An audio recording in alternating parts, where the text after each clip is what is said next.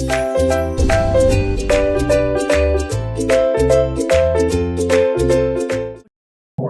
Class में हमने खाली ये डिस्कस किया था कि डिसोल्यूशन ऑफ फर्म क्या होता है और डिसोल्यूशन ऑफ पार्टनरशिप क्या होता है। मैंने क्या पढ़ाया था कि जब पार्टनरों के बीच में खाली पार्टनरशिप समाप्त होती है और वो नए एग्रीमेंट के साथ नई पार्टनरशिप बना के बिजनेस को कंटिन्यू करते हैं तो उसको बोलते हैं डिसोल्यूशन ऑफ पार्टनरशिप। जब पार्टनरों के बीच में आपसी रिलेशन बदलते हैं यानी एग्जिस्टिंग रिलेशन बदलते हैं लेकिन बिजनेस कंटिन्यू रहता है यानी वो नए एग्रीमेंट के साथ बिजनेस को कंटिन्यू करते हैं तो उसे हम क्या बोलते थे, डिसोल्यूशन ऑफ पार्टनरशिप। ठीक है, जो कि मैंने बोला था change in profit sharing ratio के टाइम पे हुआ था, एडमिशन के टाइम पे, रिटायरमेंट के टाइम पे, डेथ के टाइम पे, अमल के मिशन टू पार्टनरशिप फॉर्म हो गया, एक्सपल्सन ऑफ पार्टनरशिप हो गया, पार्टनर हो गया। ठीक है, इन ऐसी सिचुएशन में हमने पढ़ा था कि क्या होता है, डिसोल्यूशन ऑफ पार्टनरशिप होता है। और मैंने बोला था जब पार्टनरों के बीच में आपसी रिलेशन बदल जाए यानी पार्टनर्स जो थे वो अब पार्टनर नहीं रहे यानी उनके बीच में रिलेशन बदले और साथ में बिजनेस भी बंद हो जाए तो उसे हमने बोला था डिसोल्यूशन ऑफ अ फर्म। और यही हमारे चैप्टर का नाम है, dissolution of a partnership firm. ठीक है, आज मैं जो बताने जा रहा हूँ डिफरेंशिएट करने जा रहे हैं हम कि भाई डिसोल्यूशन ऑफ पार्टनरशिप और डिसोल्यूशन ऑफ फर्म में क्या अंतर होता है। इससे थोड़ी तुम्हें और नॉलेज हो जाएगी और ये एग्जाम में आया हुआ क्वेश्चन है। ठीक है, ये लगा लो बहुत बार आए थे, कम से कम 3-4 बार आया हुआ है। एक एक पॉइंट को लेकर डिस्कस किया गया पेपर में ना कि भाई कभी कभी बोलता है डिसोल्यूशन बाय कोड होता है, इसमें डिफरेंशिएट कर दो, इकोनॉमिक रिलेशनशिप के बेसिस पे डिफरेंशिएट कर दो। तो डिफरेंस बहुत आया है पेपर में ये वाला, इसलिए इसको बताने जा रहा हूँ। हालांकि मैं आज से पहले नहीं बनाया, मैंने कभी पढ़ाया नहीं इसको, लेकिन ये ना पेपर में मैंने देखा कि एक पॉइंट जरूर आ जाता है। तो हो सकता है इस पर ऑब्जेक्टिव क्वेश्चन बन जाए, हो सकता है डिफरेंस 1 मार्क्स में डिफरेंस पूछ ले, तो मैं इसलिए 5-6 डिफरेंस बता दे रहा हूँ। देखो जी, हमारा जो नेक्स्ट टॉपिक है उसका नाम क्या है, difference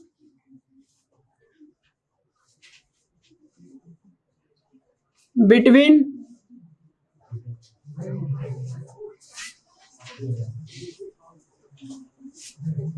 dissolution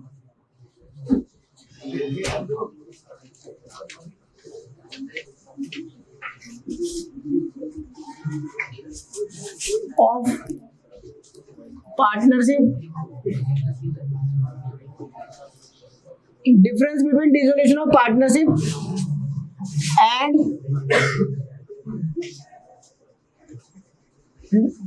dissolution of a firm.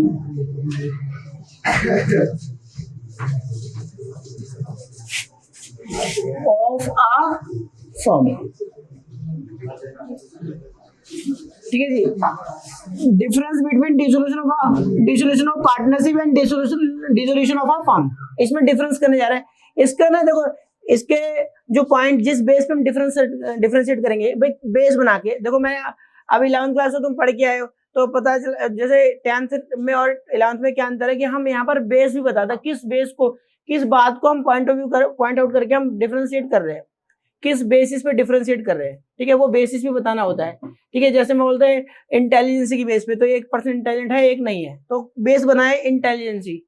ठीक है, तो वही बात कर रहे हैं कि भाई यहाँ पर हम बेसिस ऑफ डिफरेंस भी लिखते हैं कि किस बेस पे हम अंतर कर रहे हैं, डिफरेंशिएट कर रहे हैं। तो देखो सबसे पहला बेस क्या है इसका, तो देखो सबसे पहले बेस में बता रहा हूँ, इसका है मीनिंग। अच्छा, मीनिंग की बात करें, point number 1 meaning.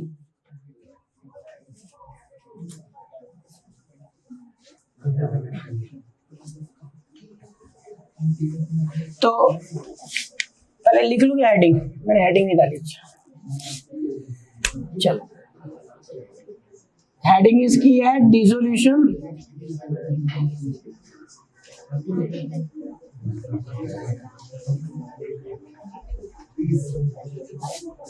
of partnership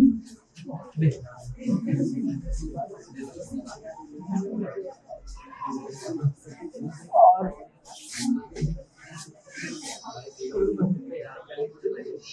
dissolution of a firm। और यहां पर क्या लिखूं बेटा, basis of difference. Basis of difference, किस बेस पे डिफरेंस कर रहे हो। ठीक है जी, किस बेस पे डिफरेंशिएट करने जा रहे हैं ये बात। ठीक है, सबसे पहले बात करें तो मीनिंग क्या है, तो डिसोल्यूशन ऑफ पार्टनरशिप का मीनिंग क्या है? डिसोल्यूशन ऑफ पार्टनरशिप का मतलब होता है कि पार्टनर्स के बीच में जो एग्जिस्टिंग रिलेशन है वो खत्म हो गया, यानी एग्जिस्टिंग रिलेशन खत्म हो गया। कैसे एग्रीमेंट, अच्छा एग्जिस्टिंग रिलेशन कैसे खत्म होता है? ओल्ड एग्रीमेंट बेकार हो गया, ओल्ड एग्रीमेंट कैंसिल हो जाता है, और जब ओल्ड एग्रीमेंट खत्म हो गया तो इसका मतलब ओल्ड पार्टनरशिप खत्म हो गई, क्योंकि पार्टनरशिप का जन्म एग्रीमेंट से होता है। पुरानी वाली पार्टनरशिप खत्म, यानी पुरानी पार्टनरशिप का डिसोल्यूशन हो गया, और नए एग्रीमेंट के साथ नई पार्टनरशिप बनाते हैं, जिसको बोलते हैं reconstitution of partnership firm, firm को दोबारा से बनाना। तो यानी यहाँ पर क्या होता है, यहाँ पर ओल्ड एग्रीमेंट खत्म हो जाता है, यानी ओल्ड वाली पार्टनरशिप खत्म, और पार्टनरशिप खत्म, ठीक है, इसका मतलब पार्टनरों के बीच में जो रिलेशनशिप था पार्टनर होने का वो खत्म हो गया। और यहाँ पर क्या होता है, यहाँ पर पार्टनरों के बीच में जो पार्टनर होने का रिलेशन था वो भी खत्म हो जाता है, यानी आपस में पार्टनरशिप भी खत्म हो जाती है, साथ साथ में बिजनेस भी खत्म हो जाता है, ठीक है। तो मीनिंग इसका मतलब क्या है और उसका मतलब क्या है मैंने बता दिया। तो देखो क्या लिखेंगे, लिखना है इसमें, क्या लिखना है इसमें, तो वही लिखना है जो डेफिनेशन लिखी थी हमने, यहाँ पर भी और वहां पर भी, दोनों की डेफिनेशन लिख लो। तो देखो यहाँ पर क्या बोल रहे हैं हम, यहाँ पर dissolution, dissolution means, dissolution of partnership means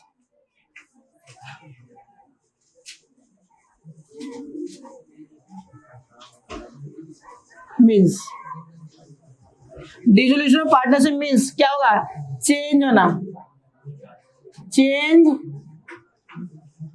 in existing, जो मैंने लास्ट क्लास में लिखवाया था वही लिखवा रहा हूं, चेंज इन एग्जिस्टिंग रिलेशनशिप, इससे थोड़ा और अच्छी नॉलेज आएगी तुम्हें। अमंग द पार्टनर्स, अमंग दो पार्टनर है तो बिटवीन लिखेंगे, दो से ज्यादा तो अमंग, अमंग द पार्टनर्स। मैंने क्या बोला, dissolution of partnership means, dissolution of partnership का अर्थ क्या होता है, change in existing relationship among the partners, partners के बीच में जो आपसी रिलेशन है, संबंध है, वो खत्म हो जाएगा। और जब संबंध का एंड ओल्ड एग्रीमेंट जो होता है वो टर्मिनेट हो जाता है, यही लिखवाया था मैंने, termination of old agreement, old agreement क्या हो जाता है, टर्मिनेट हो जाता है। और क्या होता है, and reconstruction of the firm, reconstitution of the firm,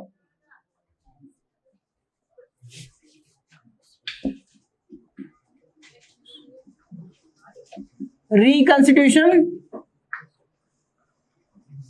of the firm, और फर्म दोबारा से बनाई जाती है, ये होता है किसमें, डिसोल्यूशन ऑफ पार्टनरशिप में। और यहां पर क्या हो जाता है, यहां पर पार्टनर्स के बीच में आपसी रिलेशन खत्म हो जाते हैं, बिजनेस भी खत्म हो जाता है, यानी बिजनेस क्या हो जाता है, क्लोज हो जाता है। तो यहां पर बात करें तो क्या होगा, dissolution of a partnership,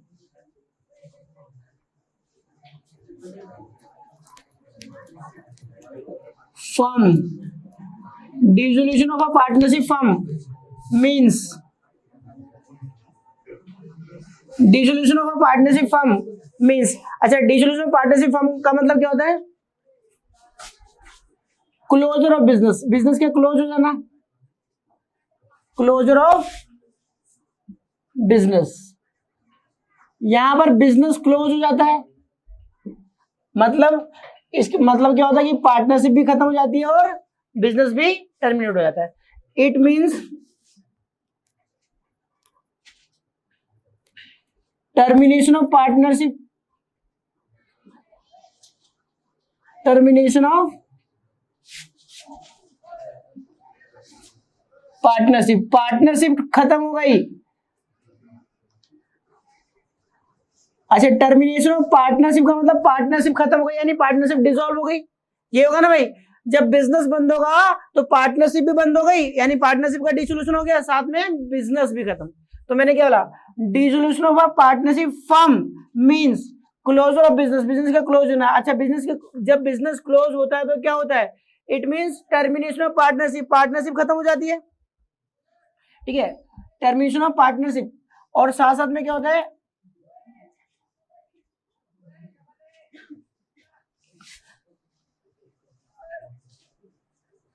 among all partner, सभी पार्टनरों के बीच में पार्टनरशिप क्या हो जाती है? खत्म हो जाती है। अमंग ऑल पार्टनर्स, सारे पार्टनर के बीच में पार्टनरशिप खत्म हो जाती है। अलोंग विद, साथ साथ में क्या होता है? Termination of, along with termination of business, साथ साथ में बिजनेस भी क्या हो जाता है? टर्मिनेट हो जाता है, बंद हो जाता है, समाप्त हो जाता है, ठीक है जी। यानी फर्म के केस में आपसी पार्टनरशिप भी खत्म होगी और साथ में बिजनेस भी खत्म होगा, और यहां पर केवल पार्टनर्स के बीच में आपसी रिलेशन खत्म हो जाते हैं, रिलेशन में चेंज आता है, लेकिन नए एग्रीमेंट के साथ बिजनेस कंटिन्यू रखा जाता है। क्लियर हो गया? अब उसके बाद देखो पॉइंट नंबर 2,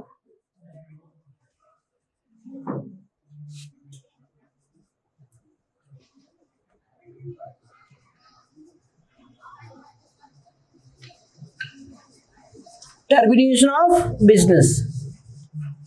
हालांकि ये बात ऊपर वाले पॉइंट में आ चुकी है डेफिनेशन के अंदर, डेफिनेशन ने बता दी, लेकिन फिर भी मैं अलग से टर्मिनेशन ऑफ बिजनेस, बिजनेस यहां पर क्या हो जाता है? The business is terminated,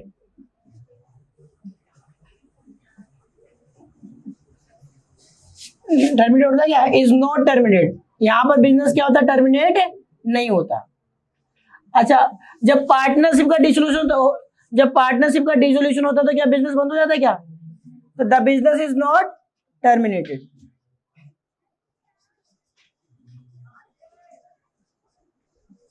business terminate नहीं होता और यहां पर बिजनेस टर्मिनेट हो जाता है।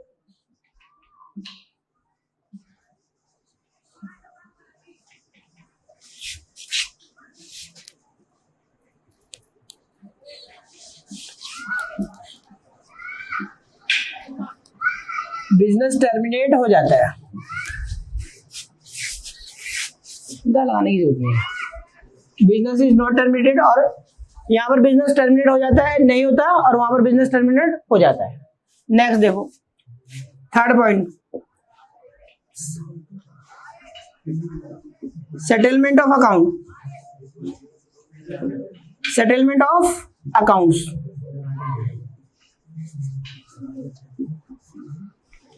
असेट सेटलमेंट अकाउंट का मतलब पेमेंट कैसे की जाएगी,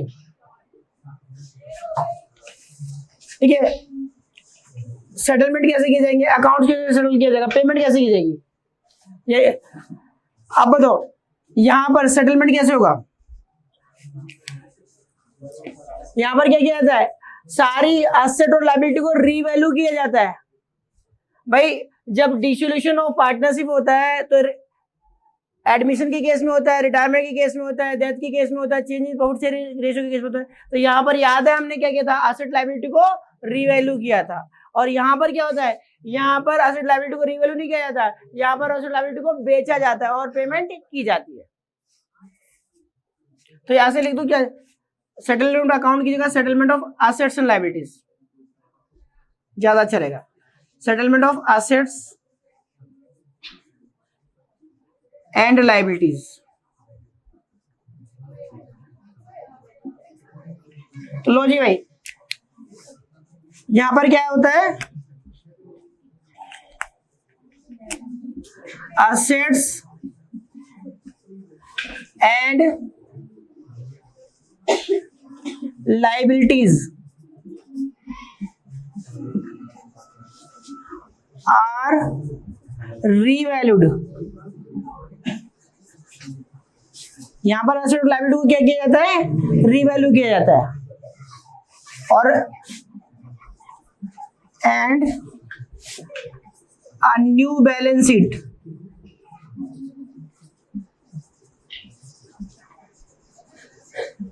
इज प्रिपेयर्ड, नई बैलेंस शीट बनाई जाती है, याद है? डिसोल्यूशन, एडमिशन में, रिटायरमेंट में, डेथ में, ठीक है, सारी एसेट रिवैल्यू की जाती है, सारी लायबिलिटी रीअसेस की जाती है और नई बैलेंस शीट बनाई जाती है। और यहाँ पर क्या होता है, सारे एसेट्स को क्या कर देते हैं, बेच देते हैं, एसेट को बेच देते हैं और एसेट को बेचकर लायबिलिटी की, आउटसाइड लायबिलिटी की पेमेंट कर देते हैं, ठीक है। तो क्या होता है, एसेट्स आर सोल्ड, यार एसेट्स आर रियलाइज ले सकते हो, assets are realised and liabilities are paid off, और लायबिलिटी की पेमेंट की जाती है, ठीक है जी। उसके बाद देखो नेक्स्ट, यहां तक क्लियर हो गया। और 4th point, accounts to find out profit oblique loss। अच्छा, अकाउंट बनाए जाते हैं, प्रॉफिट लॉस निकालने के लिए कौन सा अकाउंट बनाया जाता है? यहाँ पर डिसोल्यूशन ऑफ पार्टनरशिप में प्रॉफिट या लॉस निकालने के लिए कौन सा अकाउंट, रिवैल्यूएशन अकाउंट बनाया। तो यहाँ पर कौन सा अकाउंट बनाया जाएगा, रियलाइजेशन अकाउंट। यहाँ पर जो खाते का नाम होता है उसका क्या नाम होता है, रियलाइजेशन अकाउंट। एसेट्स को बेचने के लिए, लायबिलिटी को पेमेंट करने के लिए, ठीक है, हम एक अलग से खाता बनाते हैं जिसका नाम क्या होता है, रियलाइजेशन अकाउंट। तो यहाँ पर रिवैल्यूएशन अकाउंट बनाया जाता है और यहाँ पर रियलाइजेशन अकाउंट बनाया जाता है। तो बस ये डिफरेंस हो गया। प्रॉफिट लॉस निकालने के लिए देखो यहाँ पर क्या है, revaluation,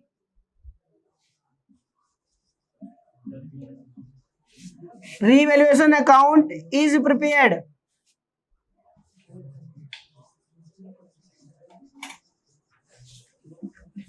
to find out profit oblique loss।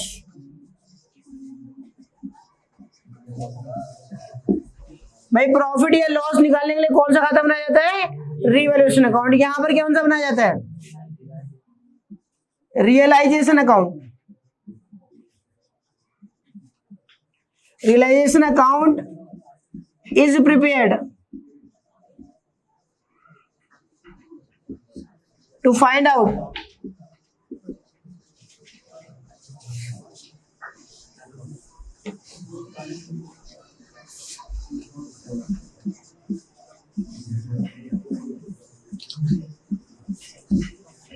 Profit oblique loss. ठीक है जी, क्लियर हो गया यहाँ तक। प्रॉफिट यहाँ पर जब पार्टनरशिप का डिसोल्यूशन होता है पार्टनरशिप का, तो हम क्या करते हैं, रिवैल्यूएशन अकाउंट बनाते हैं और एसेट लायबिलिटी को रिवैल्यू करके प्रॉफिट या लॉस का पता करते हैं। और जब डिसोल्यूशन ऑफ पार्टनरशिप फॉर्म होता है तो हम सारे एसेट्स को बेचते हैं और बेचकर लायबिलिटी की पेमेंट करते हैं, ठीक है। और एसेट को बेचेंगे, बेचकर जो पैसा आएगा उससे लायबिलिटी की पेमेंट करेंगे, तो उससे फायदा हुआ नुकसान हुआ उसको पता करने के लिए क्या बनाया जाता है, रियलाइजेशन अकाउंट। क्लियर हो गया।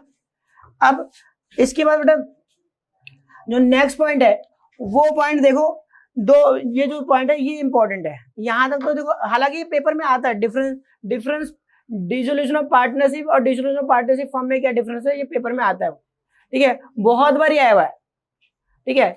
कभी कभी इसका एक पॉइंट, किसी भी एक पॉइंट के बेसिस पे डिफरेंशिएट पूछ लेता है कि भाई जैसे आप जो बताने जा रहे हो, जैसे अभी जो बताऊंगा ना, देखो कि डिसोल्यूशन बाय कोर्ट, ठीक है, कोर्ट के द्वारा डिसोल्यूशन होता है, ये पेपर में आ चुका है, ठीक है। इकोनॉमिक रिलेशन के बेसिस पे क्या डिफरेंशिएट क्या करेंगे, तो इकोनॉमिक रिलेशन वाला पेपर में आ चुका है, ठीक है। तो ये पूछता रहता है पेपर में, इसलिए बोल रहा हूँ कि ये पता रहेगा तो अच्छी बात है। देखो पॉइंट नंबर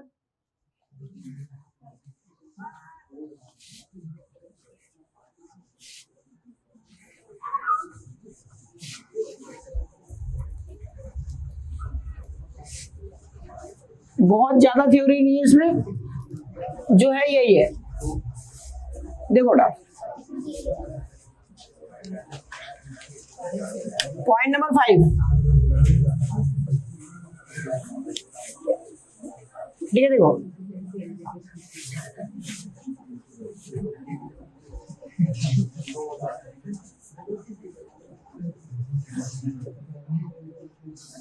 कोड, मैं कोड लिख के एपोस्ट्रोफी एस, कोड लिख के एपोस्ट्रोफी एस लगाना, codes inter, court intervention.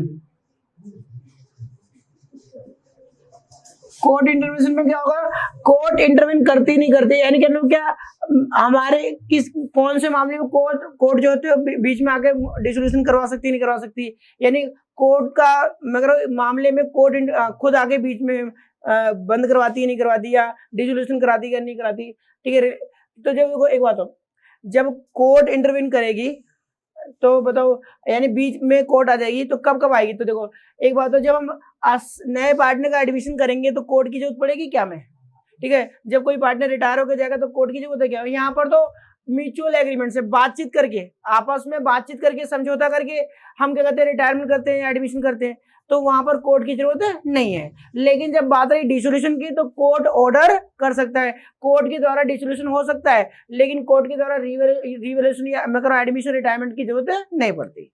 Admission retirement में म्यूचुअल एग्रीमेंट से बातचीत करके किया जाता है, आपसी समझौते से किया जाता है। तो देखो मैं कह रहा हूं, कोर्ट जो है, कोर्ट डज नॉट इंटरवीन,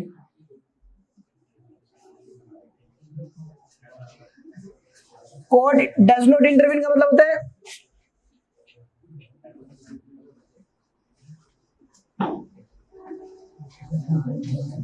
इसका मतलब कोर्ट बीच में नहीं पड़ती, ठीक है। एडमिशन रिटायरमेंट डेथ के टाइम पे कोर्ट बीच में नहीं आती। Court does not intervene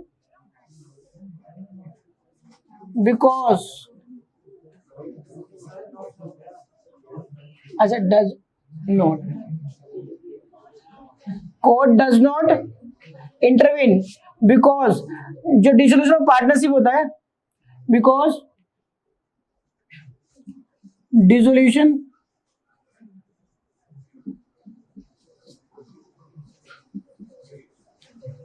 of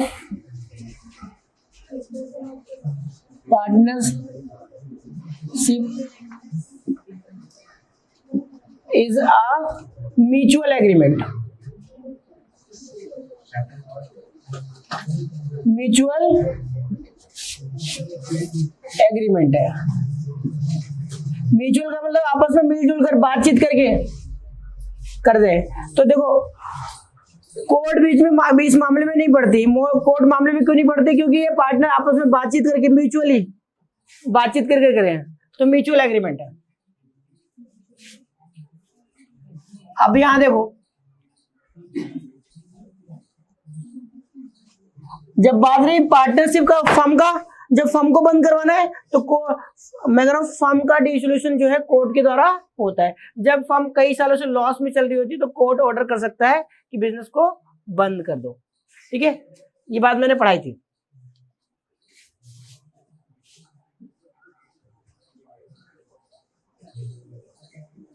the firm can be dissolve,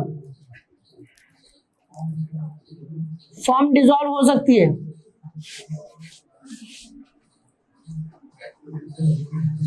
by the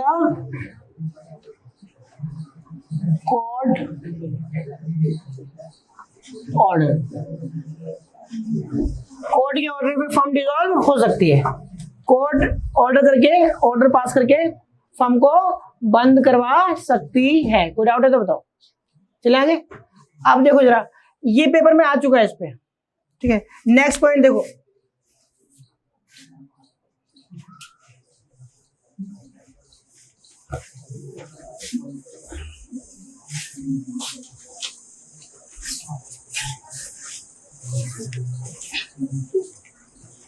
छठा पॉइंट देखो, economic relationship, economic relationship,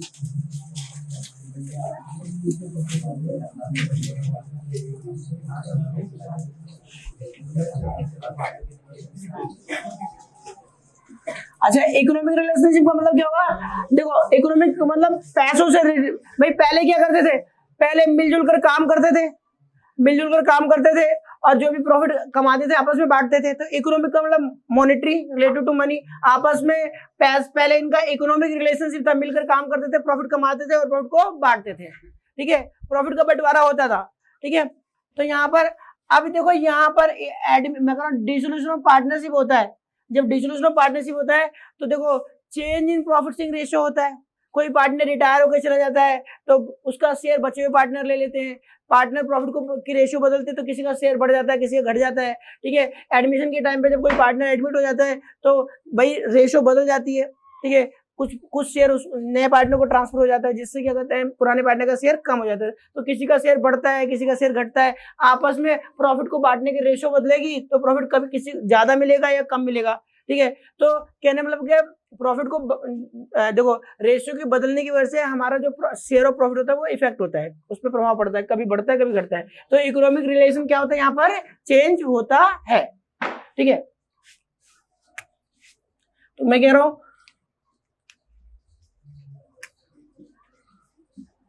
economic relation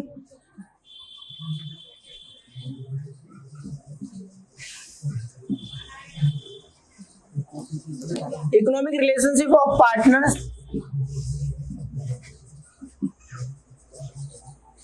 ठीक है चेंजेस का मतलब बदलता है। पार्टनर का जो इकोनॉमिक रिलेशनशिप होता है वो बदलता है। और यहाँ पर क्या होता है, यहाँ पर तो हमेशा के लिए खत्म ही हो जाता है। आज के बाद पार्टनर रहेंगे क्या? जब पार्टनर नहीं तो क्या प्रॉफिट को बांटेंगे क्या? नहीं। तो आप यहाँ पर क्या होता है economic relation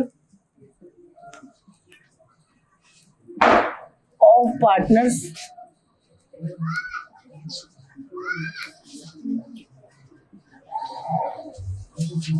comes to an end का मतलब समाप्त हो जाता है। comes to an end का मतलब समाप्त हो जाता है। मैं कह रहा हूं economic relationship of partners comes to an end का मतलब समाप्त हो जाता है, खत्म हो जाता है, हमेशा के लिए खत्म हो जाता है। आज के बाद पार्टनर है तो आज के बाद तो प्रॉफिट बांट पाएंगे क्या? नहीं। तो फॉर एवर, हमेशा के लिए, फॉर एवर। ठीक है जी, यहां तो कोई डाउट है तो बताओ। और आखिरी में 7वां पॉइंट,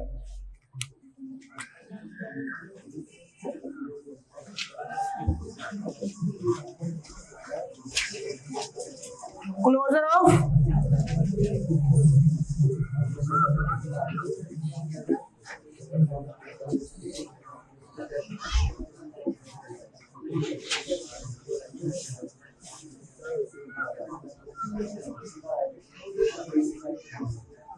जब नए पार्टनर का एडमिशन होता है, रिटायरमेंट होता है या डेथ होती है, इस केस में क्या होता है कि आप बिजनेस बुक्स किताबें बंद कर देते क्या? नहीं, हम सारी एसेट्स को लायबिलिटी को रिवैल्यू करते हैं और रिवैल्यू करके जो भी प्रॉफिट लॉस आता है पार्टनर की कैपिटल में ट्रांसफर कर देते हैं और बैलेंस शीट वगैरह बनाते हैं। तो यहाँ पर बुक्स ऑफ अकाउंट्स क्लोज नहीं होती। और यहाँ पर क्या होता है, बुक्स ऑफ अकाउंट्स हमेशा के लिए खत्म। सारी एसेट्स की खाते, मैं एसेट की खाते, लायबिलिटी की खाते, ठीक है, जितनी भी हमारी सारी एसेट्स लायबिलिटी होती है सारी पे करके सारे अकाउंट हम क्लोज कर देते हैं। सारे अकाउंट्स रिलेशन अकाउंट में भेजकर बंद किया जाता है। तो यहाँ पर सारी बुक्स क्या कर दी जाती है, क्लोज कर दी जाती है। तो यहाँ पर क्या लिखा है,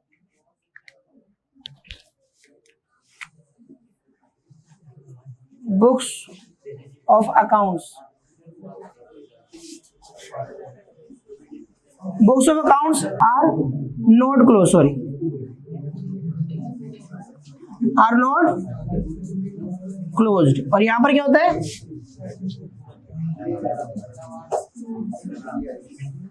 books of accounts are closed.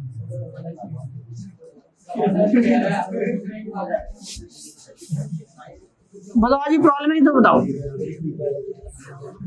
ये मैंने डिफरेंस बता दिया। अब थोड़ा सा तुम्हें और अच्छा समझ में आ गया होगा कि भाई हमने जो पहले चैप्टर पढ़े हैं और ये जो चैप्टर पढ़े हैं उसमें क्या अंतर है, क्या होने जा रहा है। ठीक है, इसलिए इसको बताया कि तुम्हारे को ना डिफरेंशिएट करना आ गया तो तुम्हें चीजें समझ में आ रही है कि भाई एडमिशन रिटायरमेंट में क्या होता था और यहाँ पर क्या होने वाला है। ठीक है जी, कुछ पूछना है तो इसमें पूछो। किसी को डाउट है क्या, किसी बात को लेकर कोई डाउट है तो?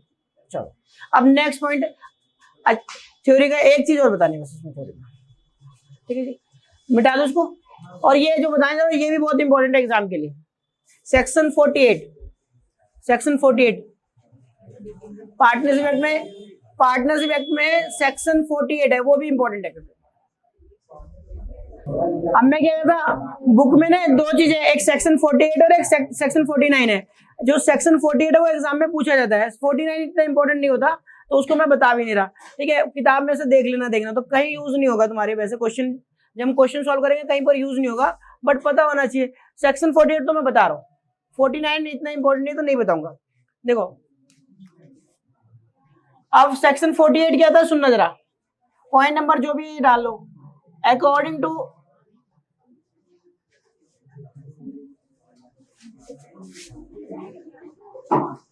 सेक्शन 48, ठीक है। तुम्हारे लिए अभी देखो सेक्शन का मतलब तो पता नहीं था, लेकिन मैंने पहले जब पार्टनरशिप का चैप्टर पढ़ाया था तो मैंने मान के चलना कि भाई हमारा जो लॉ है, पार्टनरशिप का कानून है, उसके पैराग्राफ नंबर 48 में मान लो मैंने, लेकिन पैराग्राफ बोल नहीं सकते, जानना सेक्शन बोलते हैं। जो लॉ को बांटा होता है पैराग्राफ में उसको सेक्शन बोलते हैं, ठीक है। तो जो हमारा इंडियन पार्टनरशिप एक्ट 1932 है उसके सेक्शन 48 में मान लो नंबरिंग दे रखी है पैराग्राफ नंबर 48, बट पैराग्राफ बोलोगे नहीं किसी के सामने। According to section 48 of the Indian Partnership Act 1932, लिखो the settlement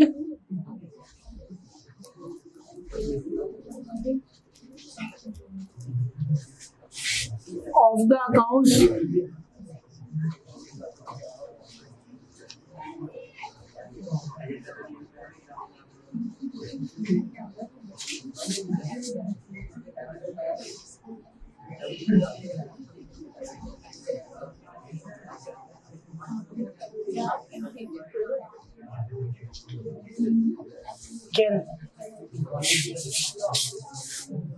can be done as follows। देखो भाई हमारा जो सेक्शन 48 है इंडियन पार्टनरशिप एक्ट के अंदर, सेक्शन 48 है जो ये कहता है कि भाई सेटलमेंट कैसे करोगे। देखो सेटलमेंट का मतलब क्या बात है अभी बता रहा हूं। देखो जैसे कि मान लो पहली बात, इसमें दो बातें समझनी। देखो एक तो सेटलमेंट ऑफ लॉस,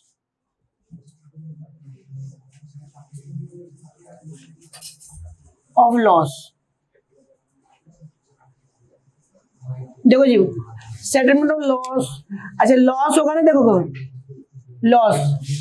लॉस का मतलब लॉस के अंदर डेफिशिएंसी ऑफ कैपिटल भी आ गया। डेफिशिएंसी ऑफ कैपिटल का मतलब अगर मान लो कैपिटल नेगेटिव में आ रही है और उससे मंगाना है कमी पड़ रही है तो वो वाली बातें भी इसमें आ जाएगी, अभी पता चल जाएगा, ठीक है। जब हम क्वेश्चन करेंगे तो समझ में आ जाएगा। सेटलमेंट ऑफ लॉस, अगर फर्म को लॉस हुआ है और फर्म के पास लॉस पड़े हुए, तो अगर लॉस की भरपाई करनी है, ठीक है, लॉस को मैं इसको सेटल करना है, तो देखो सबसे पहले क्या करेंगे, सबसे पहले हमारे पास अगर पुराने रिजर्व वगैरह पड़े हैं, पुराने प्रॉफिट्स पड़े हुए हैं, पहले हमारे पास जो पुराने प्रॉफिट्स पड़े हुए हैं पुराने प्रॉफिट से एडजस्ट करेंगे। सबसे पहले इसको सेटल कहां से करा जाएगा, पुराने प्रॉफिट से। तो सबसे पहले देखो कैसे पहले हम करेंगे इसको, मैं ऐसे बना रहा हूं, देखो चलो यहां लिख देता हूं।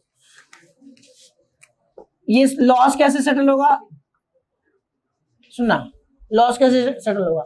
सबसे पहले होगा फर्स्टली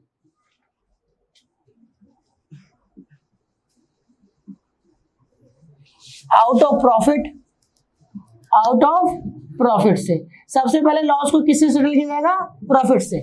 जो हमने प्रॉफिट हमारे पास पहले से अगर पड़े हुए हैं, भाई हमारे को फर्म में लॉस हो गया, लॉस हो गया तो अगर हमारे पास पहले से प्रॉफिट्स पुराने कभी रिजर्व वगैरह प्रॉफिट पड़े हुए हैं तो वहां से इस लॉस को सेटल करवाया जाएगा। ठीक है जी। दूसरा, देन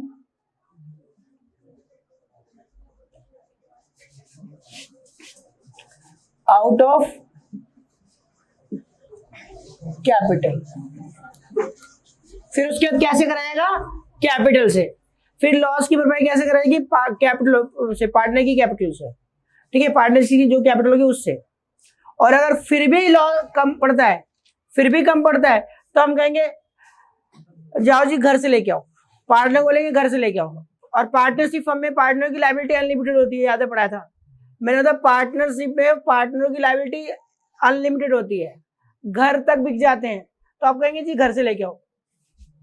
तो देखो फर्म के पास लॉसेस है, लॉसेस को सेटल करने के लिए, लॉसेस की भरपाई करने के लिए पहले अगर फर्म के पास पुराने प्रॉफिट है तो उसका यूज करेंगे, फिर पार्टनर की कैपिटल में पैसा है तो उसका यूज करेंगे, और फिर उसके बाद आखिरी में लास्टली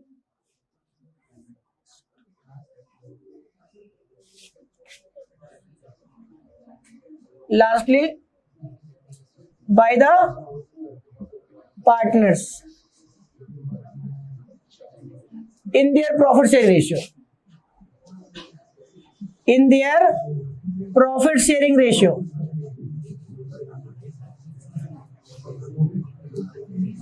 पार्टनरों को कहेंगे जाओ जी अपने घर से पैसा लेके आओ, जितना प्रॉफिट शेयरिंग रेशियो में जिसकी जितनी प्रॉफिट शेयरिंग है उसके हिसाब से घर से पैसा मंगवाएंगे। ठीक है, तो लॉस की का सेटलमेंट ऐसे किया जाएगा, पहले फर्म के पास जो अगर पुराने प्रॉफिट है उससे, फिर कैपिटल से, और फिर पार्टनर से घर से मंगवा के। अब दूसरा देखो, इसमें सेक्शन 48 हमें यही बताता है कि फर्म के जो लॉसेस है उनकी सेटलमेंट ऐसे किया जाएगा, ये सेक्शन 48 कह रहा है। और सेक्शन 48 में एक बात और बताई गई है, application of assets, application of assets. अच्छा, ये एप्लीकेशन ऑफ एसेट क्या होता है? एप्लीकेशन ऑफ एसेट्स का मतलब क्या? अब देखो, एप्लीकेशन ऑफ एसेट का मतलब सुनना ढंग से, कि भाई आज फर्म बंद की जा रही है, फर्म बंद की जा रही है, फर्म का डिसोल्यूशन हो रहा है। अच्छा, अगर फर्म का डिसोल्यूशन हो रहा है, ये देखना बेटा, ये एक पार्टनरशिप फर्म है, ये एक पार्टनरशिप फर्म है, और इसका डिसोल्यूशन हो रहा है, ये फर्म बंद हो रही है, ये फर्म बंद हो रही है। अच्छा, ये फर्म बंद हो रही है अगर, तो इसकी सारी एसेट्स बेचेंगे, भाई सारी एसेट्स बेचेंगे इसकी, ऑल एसेट्स आर सोल्ड, सारी एसेट बेच दी जाएगी। अच्छा, एसेट बेची जाएगी तो पैसा आएगा, पैसा आएगा तो उसका क्या करेंगे, कैसे कैसे उस पैसे को यूटिलाइज करेंगे, पहले किसको पैसा देंगे, फिर किसको पैसा देंगे, फिर किसको पैसा देंगे, बात ये कर रहा है। तो देखो, सबसे पहले तुम बताओ, अगर एसेट बेची जा रही है तो तुम सबसे पहले क्या करना चाहोगे, सबसे पहले किसकी पेमेंट करना चाहोगे? सबसे पहले बताओ, सबसे पहले पता है यहाँ पर लाइन लगा के, फर्म के बाहर लाइन लगा के कौन खड़ा होगा? सबसे पहले लाइन लगा के खड़ा होगा वो लोग, रियलाइजेशन के खर्चे जो पे, सबसे पहले हमें अपने बिजनेस के रिलाइजेशन के खर्चे पे करने पड़ेंगे। ठीक है, चाय पानी पिलाया होगा, मैं करो एसेट, मैं कह रहा हूँ देखो, एसेट्स को बेचते टाइम जो खर्चे हुए होंगे, एसेट को बेचा जा रहा है, लायबिलिटी की पेमेंट की जा रही है, उसमें उस प्रोसेस के दौरान जो खर्चा हुआ, फर्म बिजनेस को बंद करवाने में जो खर्चा हुआ, ठीक है, उसको सबसे पहले पेमेंट उसकी होगी, रियलाइजेशन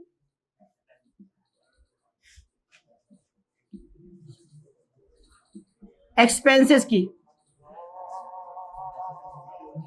रियलाइजेशन का मतलब डिसोल्यूशन एक्सपेंस की, बिजनेस को बंद करने के जो खर्चे होंगे। ठीक है, अब अच्छा बताओ उसके बाद किसको देना चाहोगे, उसके बाद किसको पैसा दोगे? आउटसाइडर लायबिलिटी, बाहर वाले आ जाएंगे पहले, दूसरे नंबर पे बाहर वाले आएंगे कि भाई हमारा को पैसा दो। Outsiders liability. अच्छा, आउटसाइडर में दो तरह के होंगे। अच्छा, आउटसाइडर में दो तरह के, जैसे मान लो तुमने बैंक से लोन ले रखा है, बैंक से लोन लिया था बिजनेस के नाम से, और अपनी बिल्डिंग के कागज गिरवी रखवा रखे हैं। ठीक है, याद करो हम ऐसा करते, कोई एसेट, कोई बैंक से जब लोन वगैरह लेते तो कोई ना कोई प्रॉपर्टी, कोई ना कोई एसेट गिरवी रखवा देते, तो उसको बोलते हैं सिक्योर्ड लोन। सिक्योर्ड। तो जो सिक्योर्ड वाले होंगे,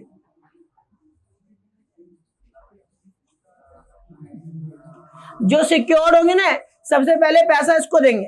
पहले रिलेशन का एक्सपेंस पे हो गया, फिर आउटसाइडर लायबिलिटी, जो बाहर की लायबिलिटी है, जो सिक्योर्ड वाले उनको पेमेंट देंगे। क्यों? क्योंकि बिल्डिंग के कागज उन्हीं के पास है, उनको कहेंगे देखो बिल्डिंग बेचो, पैसा अपना ले लो, तो पहले इनको पेमेंट होगी। जो सिक्योर्ड वाले उनको पेमेंट पहले होगी। क्लियर हो गया? अब दूसरे नंबर पे अब जो बच गया अनसिक्योर्ड वाले, आउटसाइडर लायबिलिटी, आउटसाइडर लायबिलिटी जो अनसिक्योर्ड है। अनसिक्योर्ड का मतलब जिसके अगेंस्ट में कोई सिक्योरिटी नहीं दे रखी। अच्छा, जिसके अगेंस्ट में सिक्योरिटी नहीं दे रखी मतलब क्रेडिटर, किसी से तुमने उधार माल खरीदा था, किसी से तुमने उधार माल खरीदा था, पैसा देना है, तो ये पैसा नहीं मांगेगा क्या? बिजनेस बंद हो रहा है तो पैसा इसको देना पड़ेगा। बैंक से लोन ले रखा है, कोई सिक्योरिटी नहीं रखी, तो पैसा उसको देना पड़ेगा। बीपी का पैसा, बिल्स पेबल का पैसा चुकाना पड़ेगा। Outstanding electricity bill, outstanding telephone bill, outstanding salary, liability, इनको चुकाना पड़ेगा। ठीक है? अब उसके बाद बेटा, अगर अब भी पैसा बच गया, अब भी पैसा बच गया, अगर पैसा आज भी बचा हुआ है, तो अब क्या करेंगे? हम कहेंगे पार्टनर का लोन चुका दो। अगर किसी पार्टनर ने लोन दे रखा है तो लोन को चुका दो। क्योंकि एक बात हो, एक पार्टनर ने, मिस्टर ए ने कैपिटल के तौर पे पैसा दे रखा है, कैपिटल लगा रखी है, और साथ में उसने लोन भी दे रखा है, तो भाई लोन तो कर्जा है ना, तो लोन कैपिटल पहले देंगे, कर्जा पहले चुकाएंगे। कर्जा तो पहले उसका कर्जा चुका दो, लोन का पैसा। मिस्टर ए को कहेंगे देखो आपका लोन है, आपने फर्म को लोन के रूप में भी पैसा दिया था, अपना लोन का पैसा ले जाओ। तो पार्टनर का लोन है तो लोन चुकाएंगे, और उसके बाद अगर पैसा बच गया तो पार्टनर की कैपिटल लौटा देंगे कि भाई इतना इतना कैपिटल का पैसा अपना वापस ले जाओ, बचा हुआ। फिर पार्टनर्स कैपिटल, और लॉजिकल भी है, सीक्वेंस भी लॉजिकल है, समझ में आ रहा है? और अगर अब भी कुछ बच गया तो पार्टनर्स को प्रॉफिट शेयरिंग रेशियो में दे देंगे। ठीक है? क्लियर हो गया? यहां तक कोई डाउट है तो बताओ। ये सीक्वेंस होगी भाई, फर्म की एसेट को अप्लाई करना, फर्म की एसेट का यूज करना। तो फर्म की एसेट को बेचकर जो भी पैसा आएगा, एसेट को बेचकर सबसे पहले रिलेशन का खर्चा पे करो, फिर आउटसाइडर लायबिलिटी पे करो सिक्योर्ड वाली, फिर लायबिलिटी पे करो अनसिक्योर्ड वाली, फिर पार्टनर का लोन चुका दो, और फिर आखिरी में पार्टनर्स कैपिटल का पैसा चुकाओ। ठीक है? इस तरह से ये चीज चलती है। ये हमें कौन बताता है? सेक्शन 48। सेक्शन 48 में बताया कि ऐसे ऐसे पेमेंट की जानी है जब डिसोल्यूशन होगा, तो एक तरीका दे रखा है सिस्टम में। ये सेक्शन 48 में बताता है, और ये पेपर के लिए इंपॉर्टेंट होता है। ठीक है? अब पेपर में थ्योरी में आ जाता है सेक्शन 48, बच्चा सोचता है ये क्या दिया था, पढ़ा कब था। ठीक है? इसलिए धारणा ये बात इंपॉर्टेंट है। यहां इसके बाद हमारी सारी थ्योरी खत्म हो गई, मेन सारी थ्योरी खत्म हो गई। अब हम जो भी पढ़ेंगे अब प्रैक्टिकल के पॉइंट ऑफ व्यू से पढ़ेंगे। किसी को कुछ पूछना है तो पूछो। यहाँ पर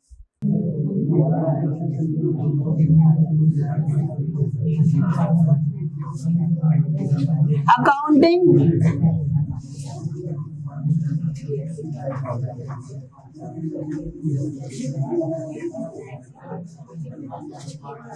देखो बेटा, accounting treatment on the dissolution of a firm, dissolution of a firm।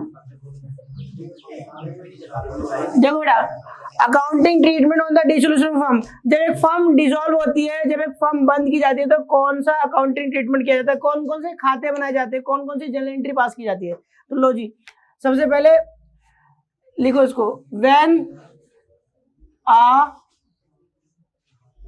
Partners, when a partnership firm is dissolved,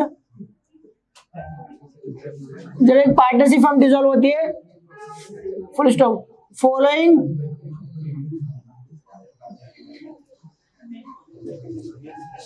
following accounts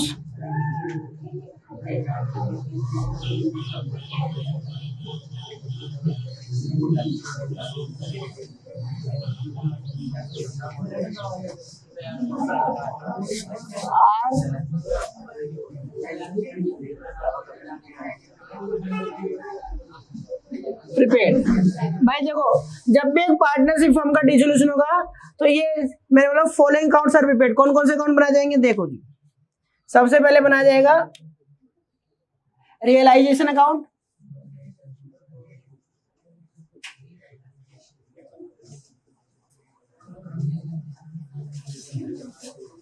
realisation account, इसमें हम बनाते हैं रियलाइजेशन अकाउंट। दूसरा हम इसमें बनाते हैं पार्टनर्स कैपिटल अकाउंट,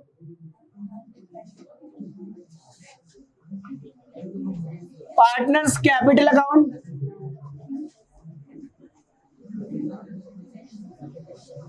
फिर इसमें हम बनाते हैं पार्टनर्स लोन अकाउंट। अगर क्वेश्चन वाला बोलेगा तब पार्टनर का लोन अकाउंट हम हमेशा नहीं बनाएंगे। क्वेश्चन ने मांग लिया कि पार्टनर का लोन अकाउंट बना के दिखाओ तो हम बनाएंगे। पार्टनर का लोन अकाउंट हम बनाते नहीं है। जब क्वेश्चन में बोलता है स्पेसिफिक कंडीशन है कि भाई बोल दिया, स्पेसिफिकली बताया, बोला कि हमें क्वेश्चन में, किसी क्वेश्चन में कि पार्टनर का लोन अकाउंट बना के दिखाओ तो बनाएंगे, अदरवाइज नहीं बनाते। और आखिरी में बनता है इसमें कैश या बैंक अकाउंट, कैश या फिर बैंक अकाउंट, दोनों में से कोई एक। ठीक है, तो ये खाते हमें बनाने हैं। इसमें अकाउंटिंग ट्रीटमेंट इसका इतना है भाई, रिलेशन अकाउंट बना के दिखाना है हमें, पार्टनर्स कैपिटल अकाउंट बना के दिखाना है, पार्टनर्स लोन अकाउंट बना के जाना है, और कैश और बैंक अकाउंट। तो देखो इसमें सिर्फ सही बात बताएं तो इसमें तुम्हें रियलाइजेशन अकाउंट तुम्हारे लिए नया है। उसके बाद पार्टनर्स कैपिटल अकाउंट सेम जैसा तुमने पहले बनाया था, एडमिशन में, रिटायरमेंट में, डेथ में, सेम वही पार्टनर्स कैपिटल अकाउंट है। ठीक है, कैश या बैंक अकाउंट सेम वही, एडमिशन, रिटायरमेंट, डेथ में जैसा बनाया था वैसी है। ठीक है, और पार्टनर्स लोन अकाउंट भी बताऊं, पार्टनर्स लोन अकाउंट जैसे 11वीं क्लास में लायबिलिटी का कोई भी खाता बनाया था वैसे ही बनता है, तो कोई इसमें भी कुछ है नहीं। ठीक है, जो है रियलाइजेशन अकाउंट में है, तो रियलाइजेशन अकाउंट के बारे में हम पढ़ेंगे। देखो जी, तो रियलाइजेशन अकाउंट क्या होता है बता देता हूं थोड़ा सा। अब बात करें रियलाइजेशन अकाउंट क्या होता है।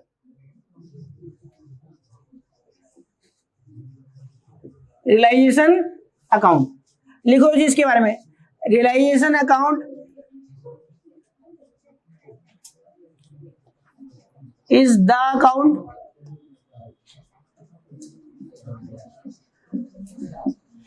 realization account is the account which is prepared, जो बनाया जाता है। मैं कह रहा हूं देखो,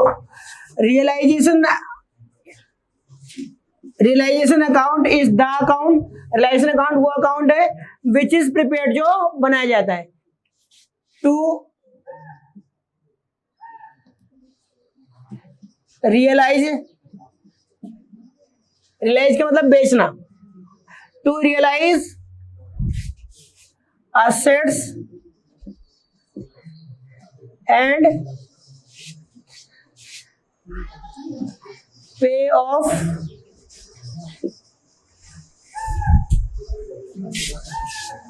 ऐसे लिखो नहीं।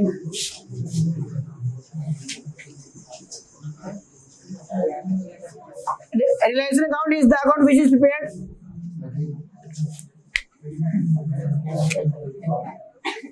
टू फाइंड आउट, भाई पता लगाया जाता ना इससे। मैंने क्या बोला, realisation account is the account, realisation account वो अकाउंट है विच इज प्रिपेयर्ड, जो बनाया जाता है। किस लिए बनाया जाता है, पता लगाने के लिए। क्या, find out profit,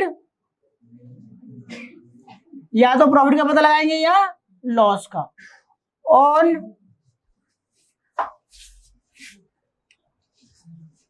realisation of assets,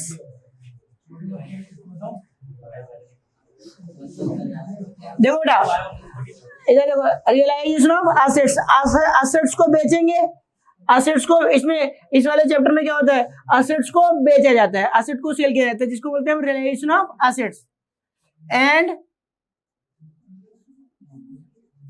payment of liabilities.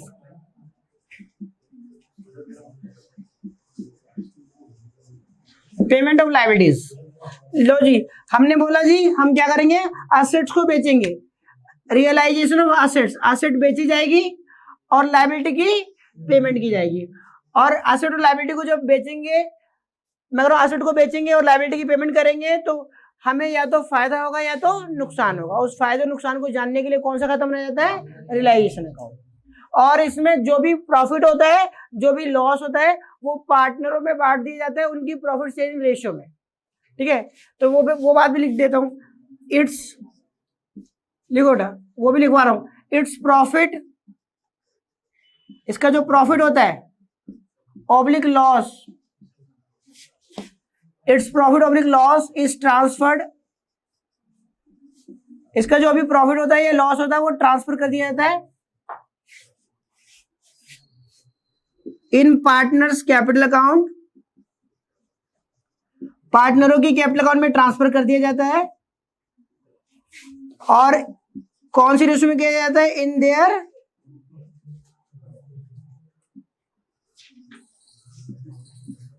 Profit sharing ratio.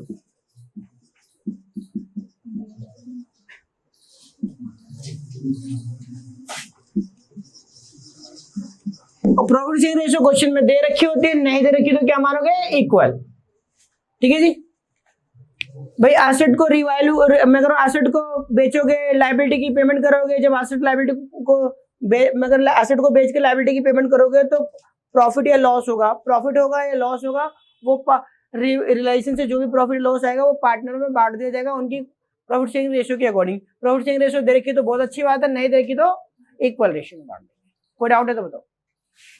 चलो जी, अब जो बात बताने जा रहा हूं ना यहां से, वो हालांकि मैं देखो अभी जो बताने जा रहा हूँ इसके बाद ये मैं ना भी बताऊं तो मेरा काम हो जाएगा, लेकिन अभी जो बता रहा हूँ ना इससे मैं आगे जो समझाने वाला हूँ वो बहुत अच्छा समझ में आएगा।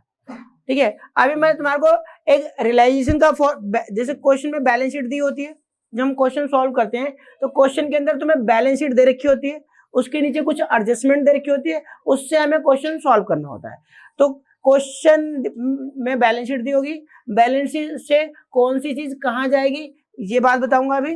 फिर उसके बाद उससे कैसे कैपिटल अकाउंट में भेजा जाता है, फिर कैपिटल अकाउंट से कैसे कैश अकाउंट में भेजा जाता है और कैश अकाउंट टैली हो जाता है और हमारा क्वेश्चन खत्म हो जाता है। ये बात समझा रहा हूँ, अभी रफ आइडिया दे रहा हूँ, उसके बाद मैं तुम्हें स्टेप सिखाऊंगा कि काम कैसे करना है, कैसे क्वेश्चन को सॉल्व करना है, स्टेप जो कि फॉलो किए जाएंगे। तो पहले एक रफ आइडिया दे रहा हूँ, देखो जरा, इससे मैं जनरल एंट्री का बेस तैयार कर लूंगा, जो मैं तुम्हें अपना स्टेप सिखाऊंगा उसके लिए मैंने बेस तैयार कर लूंगा थोड़ा सा, इसलिए पहले बता रहा हूँ। ठीक है, और इससे चीजें आगे जो मेरा स्टेप है समझने में आने लग जाएगा जल्दी जल्दी। जितना टाइम मैं इसमें ले रहा हूँ ना समझाने में, जितना समझाने में टाइम ले रहा हूँ तो मैं लग रहा हूँ कि बड़ी चीजें बता दी, पता नहीं क्या क्या कर दिया, कुछ नहीं बताया, बेकार की बातें। क्वेश्चन चाहो तो मैं चाहता तो सीधा क्वेश्चन स्टार्ट करता और आंसर आ जाता और तुम्हें समझ में आ जाता।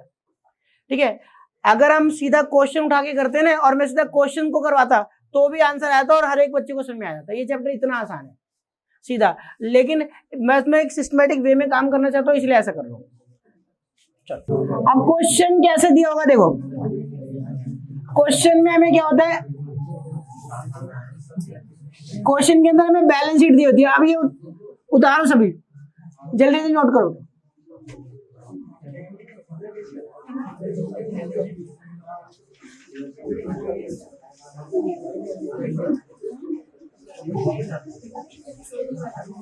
क्वेश्चन में तुम्हें बैलेंस शीट दी होती है,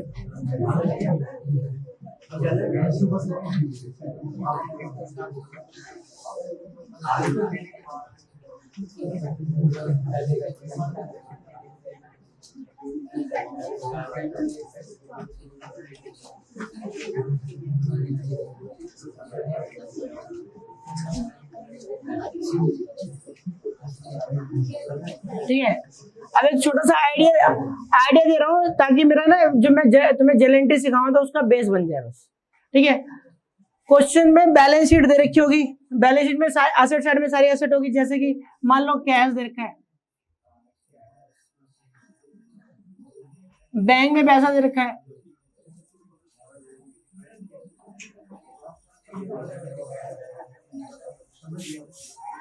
बिल्डिंग दे रखी है।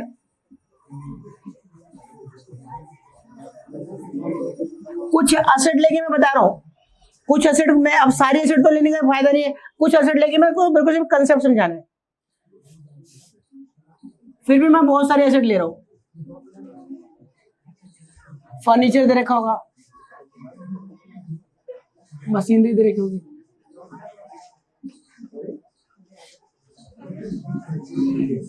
डेटर दे रखा होगा,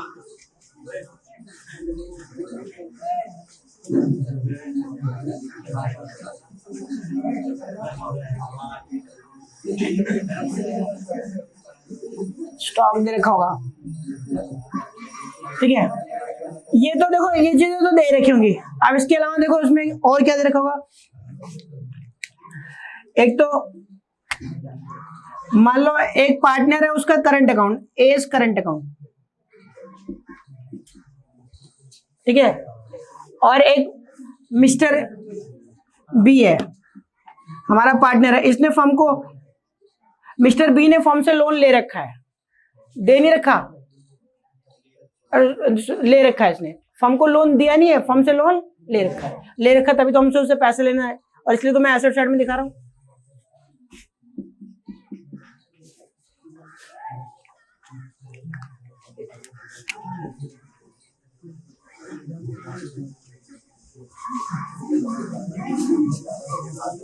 देखना बेटा, इसके अलावा यहां पर आएगा, हो सकता है तुम्हें डेफर्ड रेवेन्यू एक्सपेंडिचर हो,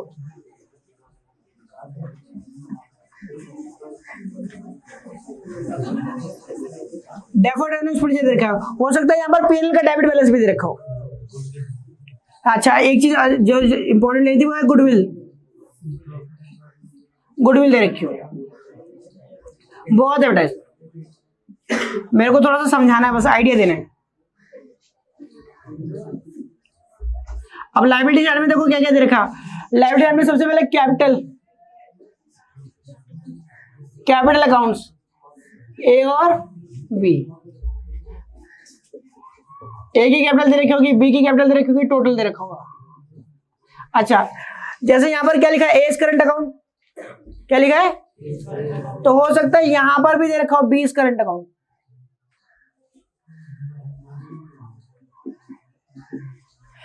ठीक है। यहां पर एज करंट अकाउंट का मतलब, सुनो, एज करंट अकाउंट इसका मतलब ए से पैसा लेना है, डेटर की तरह दिखा रखा है, और ए को पैसा, और यहां पर बी को पैसा देना है लायबिलिटी साइड में, ठीक है। अब उसके बाद देखो, एज लोन, ए ने फर्म को लोन दे रखा है, यार ना, यहां पर ए का लोन है, इसका मतलब फर्म ने लोन ले रखा है, किससे ले रखा है, फर्म ने, ए से लोन ले रखा, तो हमारे लिए लायबिलिटी है, और यहां पर बी को लोन दे रखा है, हमारे लिए एसेट्स है, ठीक है। और साथ में ऐसा भी हो सकता है, ए की वाइफ से भी लोन ले रखा है, बहुत पैसे वाले हैं लोग, तो एज वाइफ लोन, ए की वाइफ से लोन ले रखा है। अच्छा, ए की वाइफ से ले रखा हो लोन, ये ए के भाई से लोन ले रखा हो, ए के फादर से लोन ले रखा हो, सब लायबिलिटी है भाई। पार्टनर को छोड़ के चाहे ए की वाइफ से, पार्टनर, मिस्टर ए पार्टनर है, उसको छोड़ के चाहे इसकी वाइफ से लोन ले लो, चाहे इसके ब्रदर से लोन ले लो, चाहे इसके फादर से लोन ले लो, किसी भी से भी लोन लोगे, वो आउटसाइडर लायबिलिटी, जैसे बाकी सारी लायबिलिटी होती है ना, क्रेडिटर बीपी, वैसे ही इनको भी पैसा चुकाना है, कर्जा है। ये नहीं मानेंगे कि इंटरनल है, इंटरनल है, मालिक का पैसा छोड़ के, मालिक का पैसा कैपिटल इंटरनल है, बाकी सब आउटसाइडर है, ठीक है। ये सब आउटसाइडर लायबिलिटी होती है, ठीक है। और उसके अलावा बेटा यहाँ पर और क्या दे रखा होगा, क्रेडिटर दे रखा है, मान लो बिल्स पेबल दे रखा है,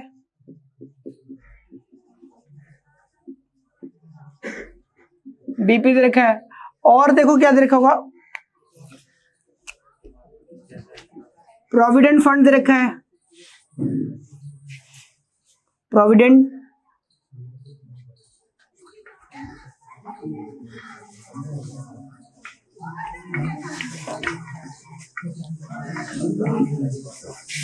प्रोविडेंट फंड दे रखा है।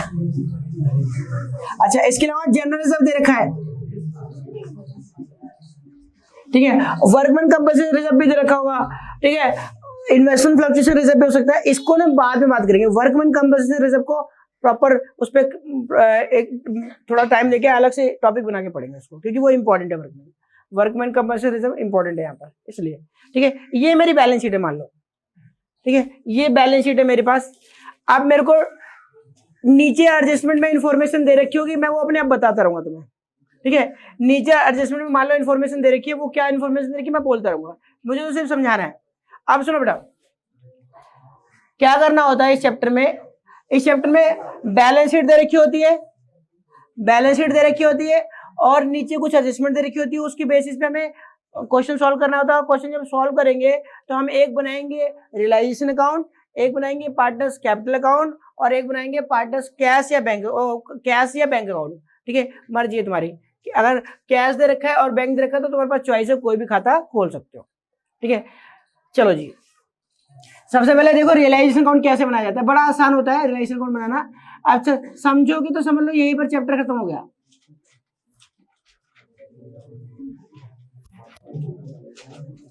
जिसने समझ लिया यहीं पर चैप्टर खत्म हो जाएगा, आगे मुझे जाने की जरूरत भी नहीं पड़ेगी समझाने की, सिर्फ क्वेश्चन प्रैक्टिस कराने रह जाएंगे। समझना बेटा।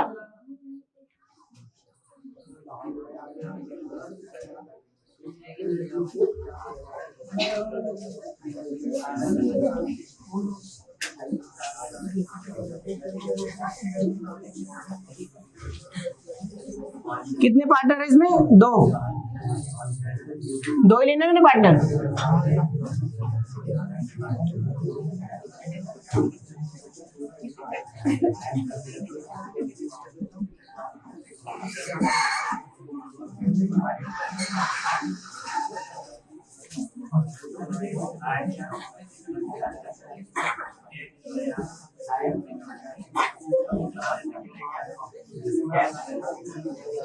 देखो बेटा इधर ढंग से,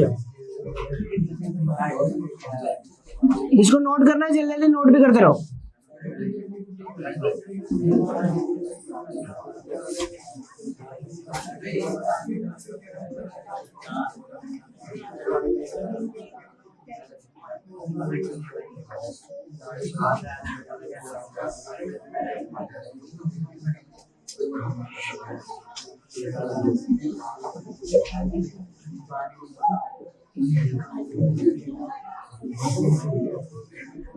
देखो बेटा, ये डेबिट साइड और ये क्रेडिट साइड। ठीक है, और एक बनाएंगे बेटा कैश या बैंक अकाउंट, जो मैं यहाँ बना दे रहा हूँ, छोटा सा बनाना मुझे। कैश या बैंक अकाउंट में इधर बना रहा हूँ।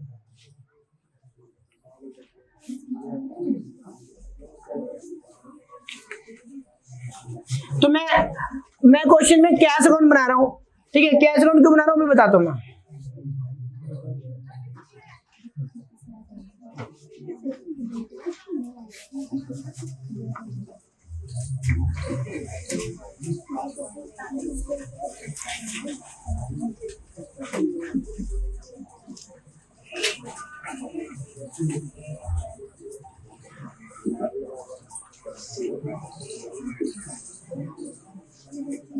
अच्छा, यहाँ तो कोई डाउट है क्या? ठीक है, अब बेटा समझो, आप पहले समझो, उतारना बाद में। देखो जरा होता क्या है, हमारी बैलेंस शीट में जितने भी, देखो बैलेंस शीट में जितने भी एसेट साइड में देखो एसेट है, हमें क्या करना होता है, सारी एसेट्स के, ये सारे लेजर की बैलेंस शीट तो है भाई, हमने 11th क्लास में पढ़ा हुआ है। ठीक है, पहले जर्नल एंट्री पास की जाती है, फिर लेजर बनाए जाते हैं, फिर लेजर से ट्रायल बैलेंस बनाया जाता है, फिर ट्रायल बैलेंस से ट्रेडिंग पी और बैलेंस शीट बनाई जाती है। तो जब हमने लेजर बनाए होंगे, पहले जर्नल एंट्री पास करेंगे, फिर लेजर बनाएंगे, तो मशीन का लेजर, बिल्डिंग का लेजर, फर्नीचर का लेजर, ठीक है, सारे कैश का लेजर, सारे लेजर खोलेंगे।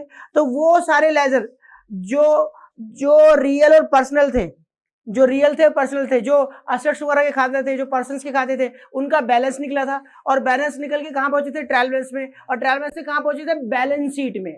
तो ये सारे खातों के बैलेंसेस तो है, वो सारे मैं कह रहा हूं ये उन खातों की बैलेंस है जो हमने वहां पर बैलेंस किए थे, जो ट्रायल बैलेंस में बैलेंस करके भेजे गए थे, फिर उनसे बैलेंस शीट में बनाई गई। तो ये खातों की लिस्ट ही तो है। और अब बिजनेस बंद हो रहा है। अच्छा, बिजनेस बंद हो रहा है तो ये जितने भी लेजर अकाउंट हमने खोले हैं सब बंद करने हैं, सारे बिजनेस लेजर अकाउंट हमें क्लोज करने हैं। यानी मतलब बैंक का लेजर अकाउंट है तो बैंक अकाउंट हमें बंद करवा के खत्म कर देना है। मशीन का लेजर अकाउंट, मशीन बेचकर खत्म कर देना है, मशीन अकाउंट बंद हो जाएगा। ठीक है, इसी तरह फर्नीचर अकाउंट बंद हो जाएगा।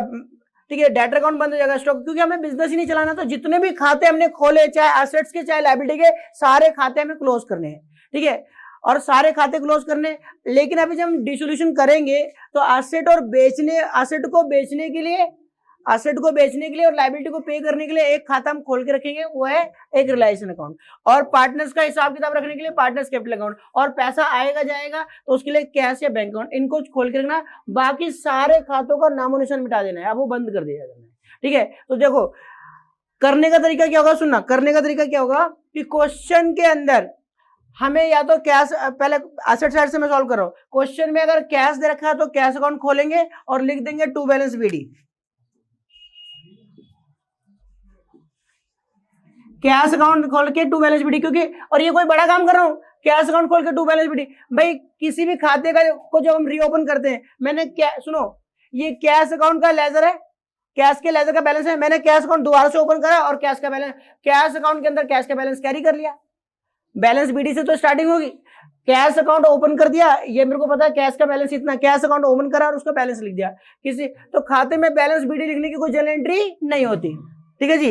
अच्छा, अगर बैंक अकाउंट ओपन करता तो बैंक अकाउंट खोल के लिख देता टू बैलेंस बीडी। ठीक है, और दोनों है तो पता क्या होगा, देखो सुनो, दोनों है तो प्रॉब्लम क्या आएगी, दोनों है तो क्या करो, अब तो बिजनेस बंद ही करना है, तो बिजनेस के नाम का जो अकाउंट खुला रखा है वो किसी काम का है क्या, वो भी बंद कर दो। ठीक है, या तो देखो तुम चाहो तो बैंक अकाउंट भी खोल सकते हो और चाहो तो कैश अकाउंट भी खोल सकते हो। अब मैं क्या कहूंगा ये, क्योंकि मेरा बिजनेस बंद किया जा रहा है और बिजनेस बंद किया जा रहा है तो बिजनेस के नाम का जो अकाउंट है वो किसी काम का नहीं है, उसको बंद करवा दो। अच्छा बताओ जरा, मैं अपना अकाउंट बंद कराऊंगा तो क्या करूंगा, बैंक से जाके पैसा निकलवा लाऊंगा।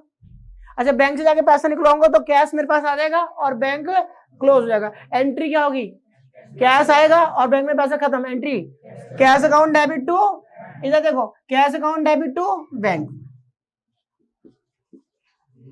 जैसे तुम कैश की डेबिट टू बैंक लिख दोगे, यहां से एक तो कैश, देखो बैलेंस शीट से कैश तुमने कैश अकाउंट में लिख दिया कैश, और साथ में बैंक का लेजर अकाउंट बंद हो गया। बैंक का लेजर अकाउंट बंद हो गया। बैंक का लेजर अकाउंट कैसे बंद हो गया, बैंक से पैसा निकलवा लिया और खाता बंद। बड़ा आसान है, बैंक से पैसा निकलवाने की एंट्री तुम्हें बचपन से आती है, मेरे को बताने की जरूरत नहीं है। अब देखो यहां से बात करते हैं, यहां से बात करते हैं बेटा, बिल्डिंग का बैलेंस क्या है, डेबिट। इसका मतलब सुना रहा क्या, बिल्डिंग का बैलेंस डेबिट का मतलब क्या है, बिल्डिंग अकाउंट के अंदर, बिल्डिंग अकाउंट के अंदर मेरे पास इतना बैलेंस पड़ा है। बिल्डिंग अकाउंट के अंदर, सुनना मेरी बात ढंग से सुनना, अगर मैं बिल्डिंग अकाउंट, सुनो, जैसे मैंने कैश अकाउंट खोला था वैसे मैं बिल्डिंग अकाउंट खोलूं, तो अगर मैं बिल्डिंग अकाउंट ओपन करूं, एक बात समझा रहा हूं, सारी बात समझ में आनी चाहिए इसी से। बिल्डिंग अकाउंट सारे एसेट्स के लिए सेम लॉजिक है, सेम रीजन है। मैंने बिल्डिंग अकाउंट ओपन किया, अच्छा बिल्डिंग अकाउंट ओपन करोगे तो बिल्डिंग अकाउंट में लिखोगे to balance BD, balance BD, ये रहा बिल्डिंग का बैलेंस। लो जी भाई, मैंने बिल्डिंग कोई बैलेंस शीट से बिल्डिंग देखी, बिल्डिंग का अकाउंट ओपन कर लिया ओपन। अब बिल्डिंग का अकाउंट को ओपन कर देंगे तो बिल्डिंग अकाउंट मैंने यहां पर लिख दिया। अब देखो बिल्डिंग अकाउंट खत्म हो जाएगा, बंद हो जाएगा। कैसे, बिल्डिंग का बैलेंस क्या है, डेबिट। बिल्डिंग का बैलेंस क्या है, चाहे तो बैलेंस, सुनो, चाहे तो तुम बैलेंस शीट में देख लो, एसेट साइड में था बिल्डिंग का बैलेंस डेबिट, या फिर बिल्डिंग अकाउंट रीओपन करा तुमने, बिल्डिंग अकाउंट में लिखा टू बैलेंस बीडी, तो बिल्डिंग का बैलेंस क्या है, डेबिट। डेबिट है तो क्रेडिट कर दो और जहां भेजना उसे डेबिट कर दो। तो सारी की सारी एसेट, सुनना, सारी की सारी एसेट उठाकर ट्रांसफर कर दी जाती है रिलायंस अकाउंट में। सारी की सारी एसेट कहां ट्रांसफर कर दी जाती है, रिलायंस अकाउंट में। सारी की सारी एसेट बिकने जा रही है, कहां से जाएगी, रिलायंस अकाउंट से।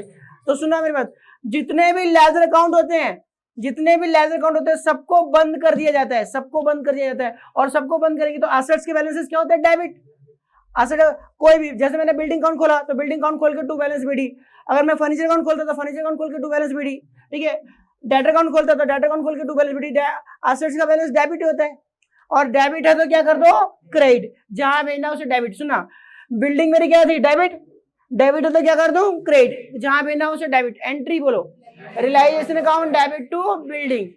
क्या एंट्री बोली मैंने, रिलायंस अकाउंट डेबिट टू बिल्डिंग। तो रिलायंस की डेबिट में क्या आएगा, टू बिल्डिंग। ढंग से सुनना, तुमने एंट्री बोली realisation account debit to building, तो रिलायंस की डेट में क्या गया, टू बिल्डिंग, और बिल्डिंग की डेट में क्या गया, बाय रियलाइजेशन, ढंग से सुनना, बाय रियलाइजेशन। और इस तरह से बिल्डिंग का खाता बंद, बिल्डिंग का खाता बंद। यानी फिर से सुनना ढंग से, हर एक असेट को हम रियलाइजेशन में भेज कर बंद कर देंगे खाता। अब माइंड में डाल लेना, अब बिल्डिंग का कोई अकाउंट नहीं पड़ा, बिल्डिंग का लेजर अकाउंट तुमने बंद कर दिया। क्यों बंद किया? क्योंकि बिल्डिंग को उठा के कहां ट्रांसफर कर दिया? रियलाइजेशन में। अब कोई पूछता है बिल्डिंग का लेजर अकाउंट है क्या? नहीं है, क्योंकि देखो बिल्डिंग का अकाउंट खोला तुमने, बिल्डिंग का बैलेंस था डेबिट, और उसको कहां भेज दिया तुमने? रियलाइजेशन में। तो रियलाइजेशन में बिल्डिंग गई तो realisation account debit to building, तो रियलाइजेशन की डेबिट में टू बिल्डिंग, और बिल्डिंग की क्रेडिट साइड में बाय रियलाइजेशन। यानी तुमने बिल्डिंग अकाउंट को रियलाइजेशन में भेजकर बंद कर दिया। बिल्डिंग में जो बैलेंस था वो कहां पहुंच चुका है? रियलाइजेशन में, और बिल्डिंग का खाता क्या हो गया? बंद। इसी तरह हर एक खाते को बंद करेंगे। देखो फर्नीचर का बैलेंस क्या है? डेबिट है तो क्रेडिट कर दो, जहां भेजना है उसे डेबिट कर दो। कहां भेजना है? रियलाइजेशन में। एंट्री बोलो, realisation account debit to building. फिर से बोलो मेरे को, फर्नीचर का बैलेंस डेबिट है तो क्रेडिट कर दो, जहां भेजना है उसे debit. Entry realisation account debit to furniture. तो यहां पर क्या जाएगा? रियलाइजेशन की डेट में क्या जाएगा? To furniture. ठीक है, बात समझिए। इसी तरह देखो मशीनरी का बैलेंस क्या है? डेबिट, मशीन हमारी एसेट है, इसका बैलेंस क्या होता है? डेबिट। डेबिट है तो क्रेडिट कर दो, जहां भेजना है उसे डेबिट कर दो। Entry realisation account debit to machinery.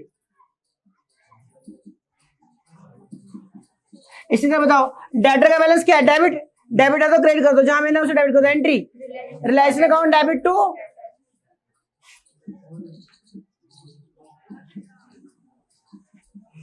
ठीक है। इसी तरह स्टॉक को भेजेंगे बेटा, entry realisation account debit to stock.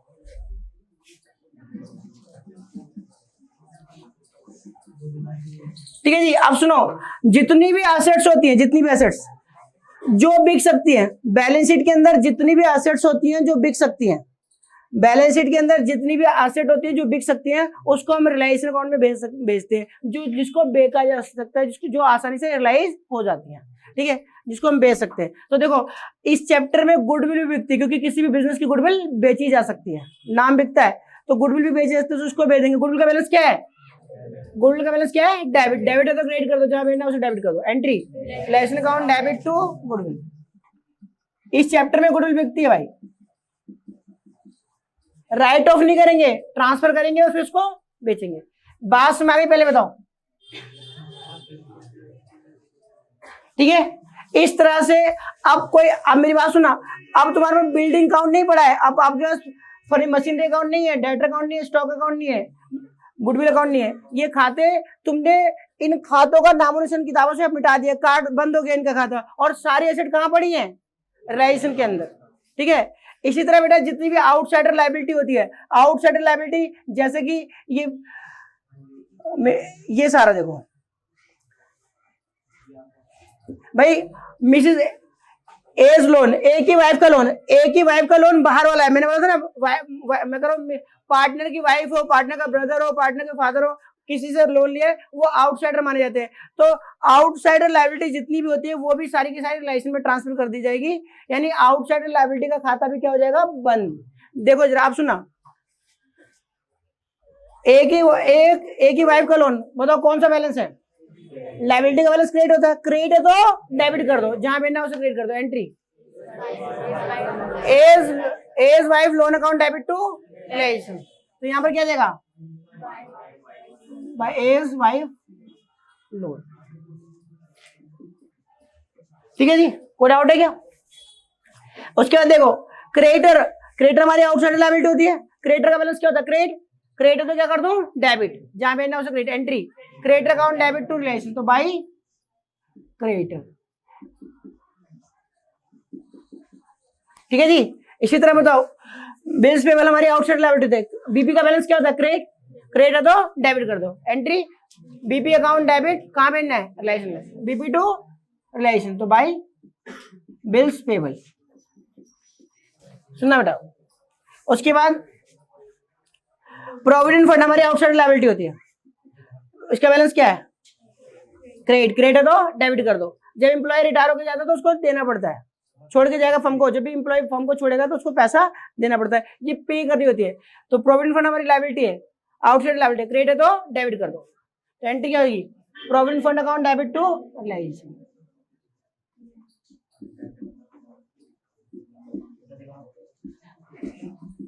यहां तो कोई डाउट है क्या? तो मेरा कहने मतलब सुनो, फिर अच्छा देखो, मैंने एक छोटी सी यहाँ पर छोटी सी बात बताने में थोड़ा सीक्वेंस तोड़ दिया, मैं स्टेप समझाऊंगा तो बता दूंगा। सुनो, सबसे पहले क्या करना है, सुनो तुम्हें क्या करना है एग्जाम में, सबसे पहले काम करना है, कैश या बैंक का बैलेंस दे रखा है तो कैश या बैंक के बैलेंस को लिख लो। लिख लिया? सबसे पहले कैश या बैंक, कैश अकाउंट खोला है तो कैश अकाउंट में to balance BD, bank account खोला है तो बैंक अकाउंट में टू बैलेंस बीडी। सबसे पहला काम ये करना है तुम्हें, काम खत्म। उसके बाद बेटा देखो क्या करना है, असेट साइड में कुछ बटने वाला है तो बांट दो। दूसरे देखो पहले नंबर पे क्या करना है, कैश या बैंक के बैलेंस को कैश अकाउंट में या बैंक अकाउंट में कैरी करो, कर लिया। उसके बाद एसेट साइड में ढूंढो कुछ बटने वाला है क्या, यस, डेफर्ड रेवेन्यू एक्सपेंडिचर बढ़ जाएगा, डेफर्ड रेवेन्यू एक्सपेंडिचर बढ़ जाएगा तो इसको बांट दो। डेफर्ड रेवेन्यू एक्सपेंडिचर का बैलेंस क्या है, डेबिट, डेबिट है तो क्या कर देंगे क्रेडिट, जिसमें बटेगा उसमें डेबिट। बताओ किसमें बटेगा, ए और बी में। तो एंट्री बोलो, A capital debit, B capital debit to deferred revenue expenditure. देखो जी फिर से बोला हूं, डेफर्ड रेवेन्यू एक्सपेंडिचर का बैलेंस क्या है, डेबिट है तो क्रेडिट कर दो। भाई किताबों से खत्म करना है तो इसको हटाएंगे, डेबिट बैलेंस है तो खत्म करने के लिए क्या करना पड़ेगा, क्रेडिट। तो डेफर्ड रेवेन्यू एक्सपेंडिचर का बैलेंस क्या है, डेबिट, डेबिट है तो क्रेडिट कर दो, जिसमें बटेगा उसे डेबिट कर दो। किसमें बटेगा, ए में और बी में। तो entry, A capital debit, B capital debit to deferred revenue expenditure. Profit sharing ratio में बांट देंगे। कोई डाउट है क्या? ठीक है, और कुछ एसेट साइड से बटने वाला है क्या, यस है क्या, कुछ नहीं है, कुछ गुडविल नहीं बढ़ेगी, गुडविल इस चैप्टर में रियलाइज होती है। अच्छा और देखो इधर, अगर क्वेश्चन में बेटा सुनो, क्वेश्चन में इधर से कुछ बढ़ने वाला नहीं है। क्वेश्चन में देखो, अगर तुम्हें पार्टनर का लोन दिख जाए, पार्टनर का लोन दिख जाए, पार्टनर का करंट अकाउंट दिख जाए तो वो भी कहां जाता है, कैपिटल अकाउंट में।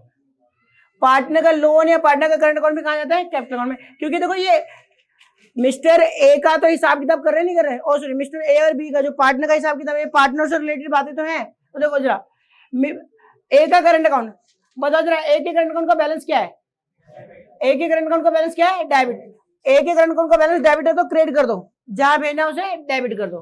कहां भेजेंगे, कैपिटल अकाउंट में। एंट्री बोलो,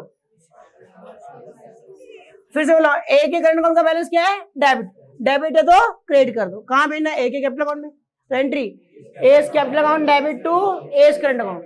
भाई करंट अकाउंट का बैलेंस डेबिट है तो क्रेडिट, जहां भेजना वो डेबिट। कहां भेजना है, ए के कैपिटल अकाउंट में। तो ए का capital account debit to A's current account. फिर से बोला, ए का capital account debit to A's current account. Current account को भी कहां भेजेंगे, कैपिटल अकाउंट में। क्यों भाई, फाइनली जब हिसाब किताब होगा तो जितना मिलना है वो क्रेडिट हो जाएगा, जितना देना है डेबिट हो जाएगा, अपने हिसाब किताब हो जाएगा, क्योंकि अब तो बिजनेस बंद हो रहा है। अच्छा इसके बाद देखो, बी का लोन अकाउंट, बी ने फर्म से लोन ले रखा है, बी ने फर्म से लोन ले रखा है। अच्छा बी ने फर्म से लोन ले रखा है तो बी का जब फाइनल हिसाब किताब होगा तो हम लोन का पैसा काटेंगे नहीं काटेंगे, हम कहें भाई तेरे को लोन दे रखा है उतना एडजस्ट करवा, तो लोन का पैसा हम एडजस्ट करेंगे। ठीक है, देना होता तो क्रेडिट करते, ये तो हमें उससे लेना है। तो बताओ बी के लोन का बैलेंस क्या है, डेबिट। बी के लोन का बैलेंस क्या है, डेबिट, डेबिट का उसको मतलब पैसा उससे लेना है, लेना है तो हमारा क्या है, असेट, तो इसका बैलेंस क्या बताओ, डेबिट, डेबिट है तो क्रेडिट कर दो, जहां मैंने उसे डेबिट कर दो। तो कहां पर बी के कैपिटल अकाउंट में भेजना है। देखो बी लोन अकाउंट का बैलेंस डेबिट है तो क्या कर दो, क्रेडिट, क्रेडिट जहां मैंने उसे डेबिट। एंट्री बोलो, B's capital account debit to B's loan. फिर से देखो, B's capital account debit to B's loan. B का पैसा बी के कैपिटल अकाउंट में क्या करते हैं, डेबिट। फाइनली पता क्या होगा, जब पेमेंट होगी क्रेडिट माइनस डेबिट तो ये अपने आप एडजस्ट हो जाएगा। ठीक है जी, और कुछ रहेगा क्या एसेट साइड में, नहीं। अच्छा लायबिलिटी साइड में कैपिटल के बैलेंसेस को तो कैपिटल अकाउंट में कैरी करोगे, तो बाई बैलेंस बीडी,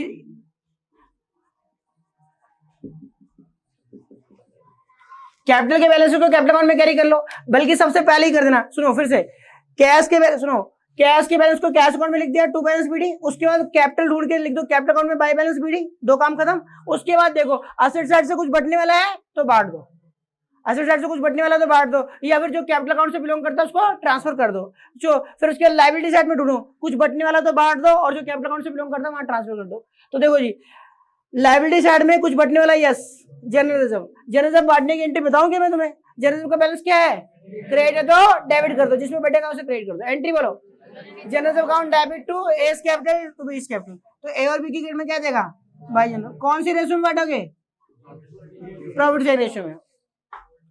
हो गया, क्लियर हो गया? और कुछ बटने वाला है क्या? नहीं। अच्छा लेकिन देखो इधर ए का लोन है, क्या ए का लोन ट्रांसफर कर दो, ए का लोन ट्रांसफर कर दो कैपिटल अकाउंट में? तो पुराने टाइम पे कर देते थे, लेकिन आज की डेट में ना क्या कहते हैं, ए का लोन अकाउंट ओपन करते हैं और पे करते हैं। तो ए के लोन को सीधा डायरेक्ट पे कर दो। ए का लोन डायरेक्ट पे करेंगे तो देखो क्या एंट्री होगी, ए का लोन का बैलेंस क्या है, क्रेडिट, तो डेबिट कर दो। लायबिलिटी पे करने से खत्म हो जाएगी, खत्म होती है तो क्या करते हैं, डेबिट।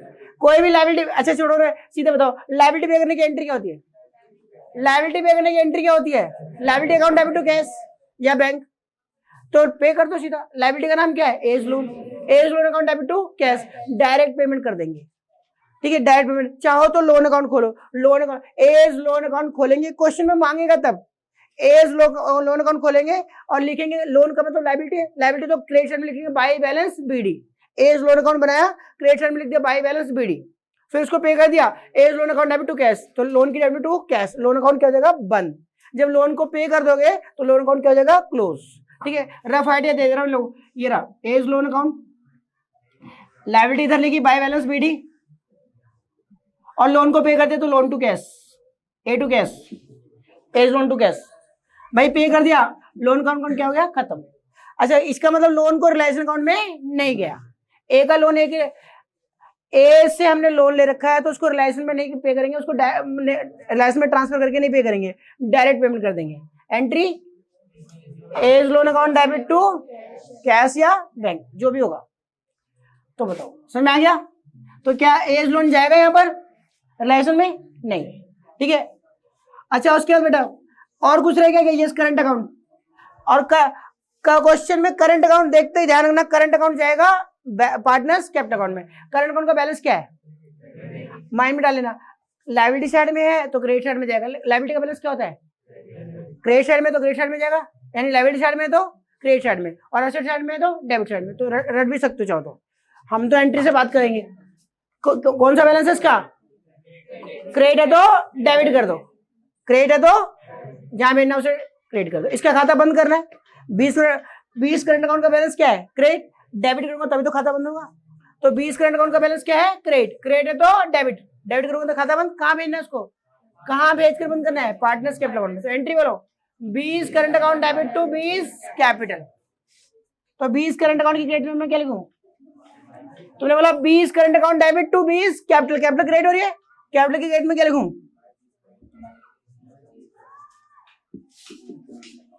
उसकी कैपिटल में उतना पैसा जोड़ दे, क्योंकि देना था ना, देना था उसे, तो उतना कैपिटल में ऐड कर दिया। कोई डाउट है क्या यहां तक? अब बताओ बैलेंस शीट में कुछ रह गया क्या, बैलेंस शीट में कुछ रह गया? देखो सबसे पहले क्या करना होता है, बैलेंस शीट में जो जिस खाते से बिलोंग करता है उसको वहां भेजना होता है। ठीक है, जो जिस खाते से बिलोंग करता है उसको वहां भेजना है। कैश अकाउंट से बिलोंग करता था, कैश अकाउंट में लिख दिया। पार्टनर्स कैपिटल अकाउंट से जो जो चीजें बिलोंग करती थी पार्टनर्स कैपिटल अकाउंट में लिख दिया। और जो बच गया उसको कहां भेज देते थे, रिलायंस अकाउंट में। सारी एसेट ट्रांसफर कर देंगे रिलायंस अकाउंट में, और सारी लायबिलिटी ट्रांसफर कर देंगे रिलायंस अकाउंट में। अब बताओ एसेट का बैलेंस क्या होता है, डेबिट, एसेट का बैलेंस डेबिट, डेबिट है तो क्रेडिट कर दो, जहां भेजना उसे डेबिट कर दो। कहां भेज देंगे, रिलायंस में। एंट्री यानी एसेट को रिलायंस अकाउंट में भेजने की एंट्री क्या होगी, फिर एसेट का बैलेंस क्या होता है, एसेट का बैलेंस क्या होता है, डेबिट, डेबिट है तो क्रेडिट कर दो, जहां भेजना वहां डेबिट कर दो। तो क्या होगा, एंट्री रिलायंस अकाउंट डेबिट टू एसेट्स, रिलायंस अकाउंट डेबिट टू एसेट। अच्छा इसका इंपैक्ट क्या हुआ, सुना मेरी बात, ये जितनी भी एसेट भेजी है एंट्री क्या हुई, रिलायंस अकाउंट डेबिट टू, तभी तो देखो रिलायंस की डेबिट टू एसेट है। अब देखो इसका इंपैक्ट क्या हुआ, जब हमने एंट्री पास करी रिलायंस अकाउंट डेबिट टू एसेट, तो रिलायंस की डेबिट टू एसेट आ गया। भाई बिल्डिंग भेजी तो रिलेशन टू बिल्डिंग, ठीक है, realisation to furniture, realisation to machinery, realisation to debtor, realisation to stock, realisation to goodwill, जो जो एसेट भेजी इंडिविजुअली उसके नाम से एंट्री पास कर दी।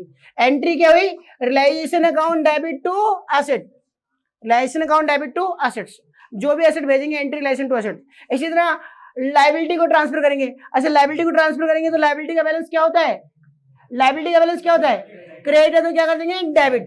ठीक है, लायबिलिटी अकाउंट डेबिट कहां भेजते हैं, रिलेशन अकाउंट में। तो एंट्री क्या होगी, liability account debit to relation, तो रिलेशन में क्या जाएगा, बाई लायबिलिटी, रिलाइजेशन की डेट में बाई लायबिलिटी। तो ये जितनी भी लायबिलिटी है इसकी भी कोई एंट्री हुई क्या? क्या एंट्री हुई है? लायबिलिटी टू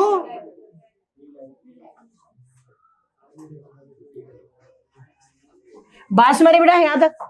सबसे पहले जितनी भी एसेट रियलाइज होने वाली है सारी रिलाइजेशन में भेज दी जाएंगी। एंट्री होगी realisation account debit to asset, हर एक एसेट का इंडिविजुअली नाम से एंट्री पास करेंगे।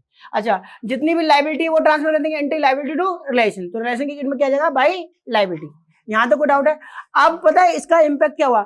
सारी की सारी एसेट रिलेशन अकाउंट में पहुंच चुकी है और एसेट के नाम नहीं है, एसेट के नाम का खाता बंद हो गया। जैसे बिल्डिंग अकाउंट नहीं है हमारे, मशीन अकाउंट नहीं है, कंप्यूटर अकाउंट, जो भी स्टॉक अकाउंट नहीं है, डेटर अकाउंट नहीं है, सारे खाते बंद।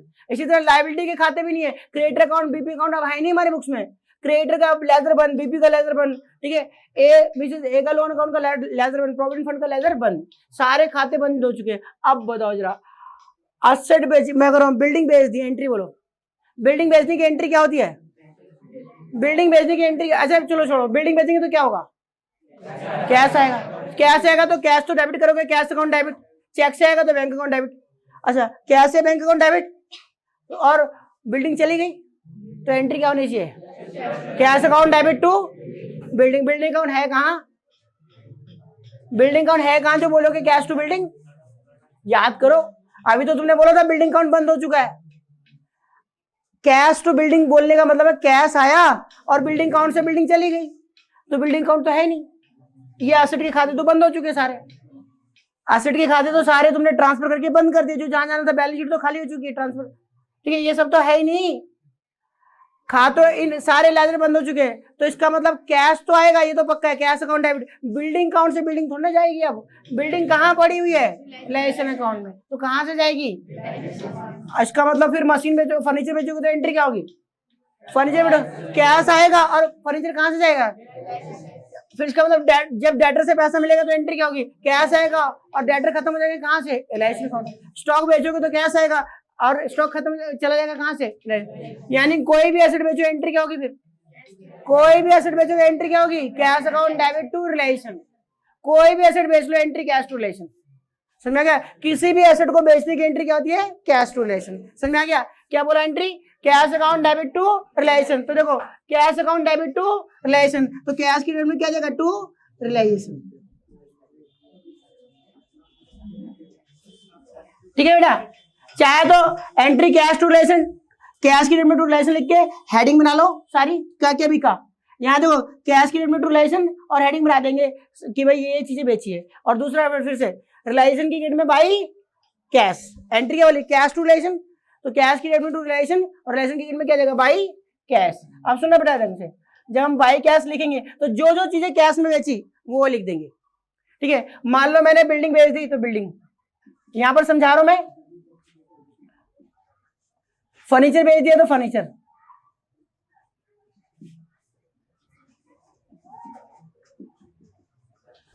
मशीनरी बेच दी तो मशीनरी, और डेटर बेच दी तो डेटर। चलो गुडविल बेच दी, 2 बज गए। अब क्या बोलूं बेटा, मैं छोड़ तो सकता नहीं। ठीक है, यहां तो कोई डाउट है क्या? क्लियर क्या? अभी किसी की आवाज नहीं निकलेगी क्लास में, मेरी काम खराब हो जाएगा मेरा सारा। ठीक है, अब हो गया तो आज छुट्टी मान लो, और क्या कर सकते हैं। ठीक है, यहां तक मैं क्लियर हो गया? अच्छा, मैंने हमने कैश में बेचा, बिल्डिंग कैश में बेची तो बिल्डिंग कुछ भी कैश में बेचेंगे एंट्री कैश टू रिलेशन। कुछ भी कैश में बेचो कैश टू रिलेशन, तो कैश की डेट में रिलेशन और रिलेशन की डेट में क्या जाएगा? By cash. जो जो बेचोगे उसका लिस्ट बना दो। ठीक है जी, चाहो तो ये सेम लिस्ट यहाँ पर भी बना सकते हो, क्योंकि कैश टू रिलेशन तो वही तो बिकी है। ठीक है, यहां तक बात समझ आ रही है सबको? यहां तक समझ आ रहा है? अच्छा, अब मेरी बात सुनो, मैंने कुछ एसेट नहीं लिखी। क्या नहीं लिखा?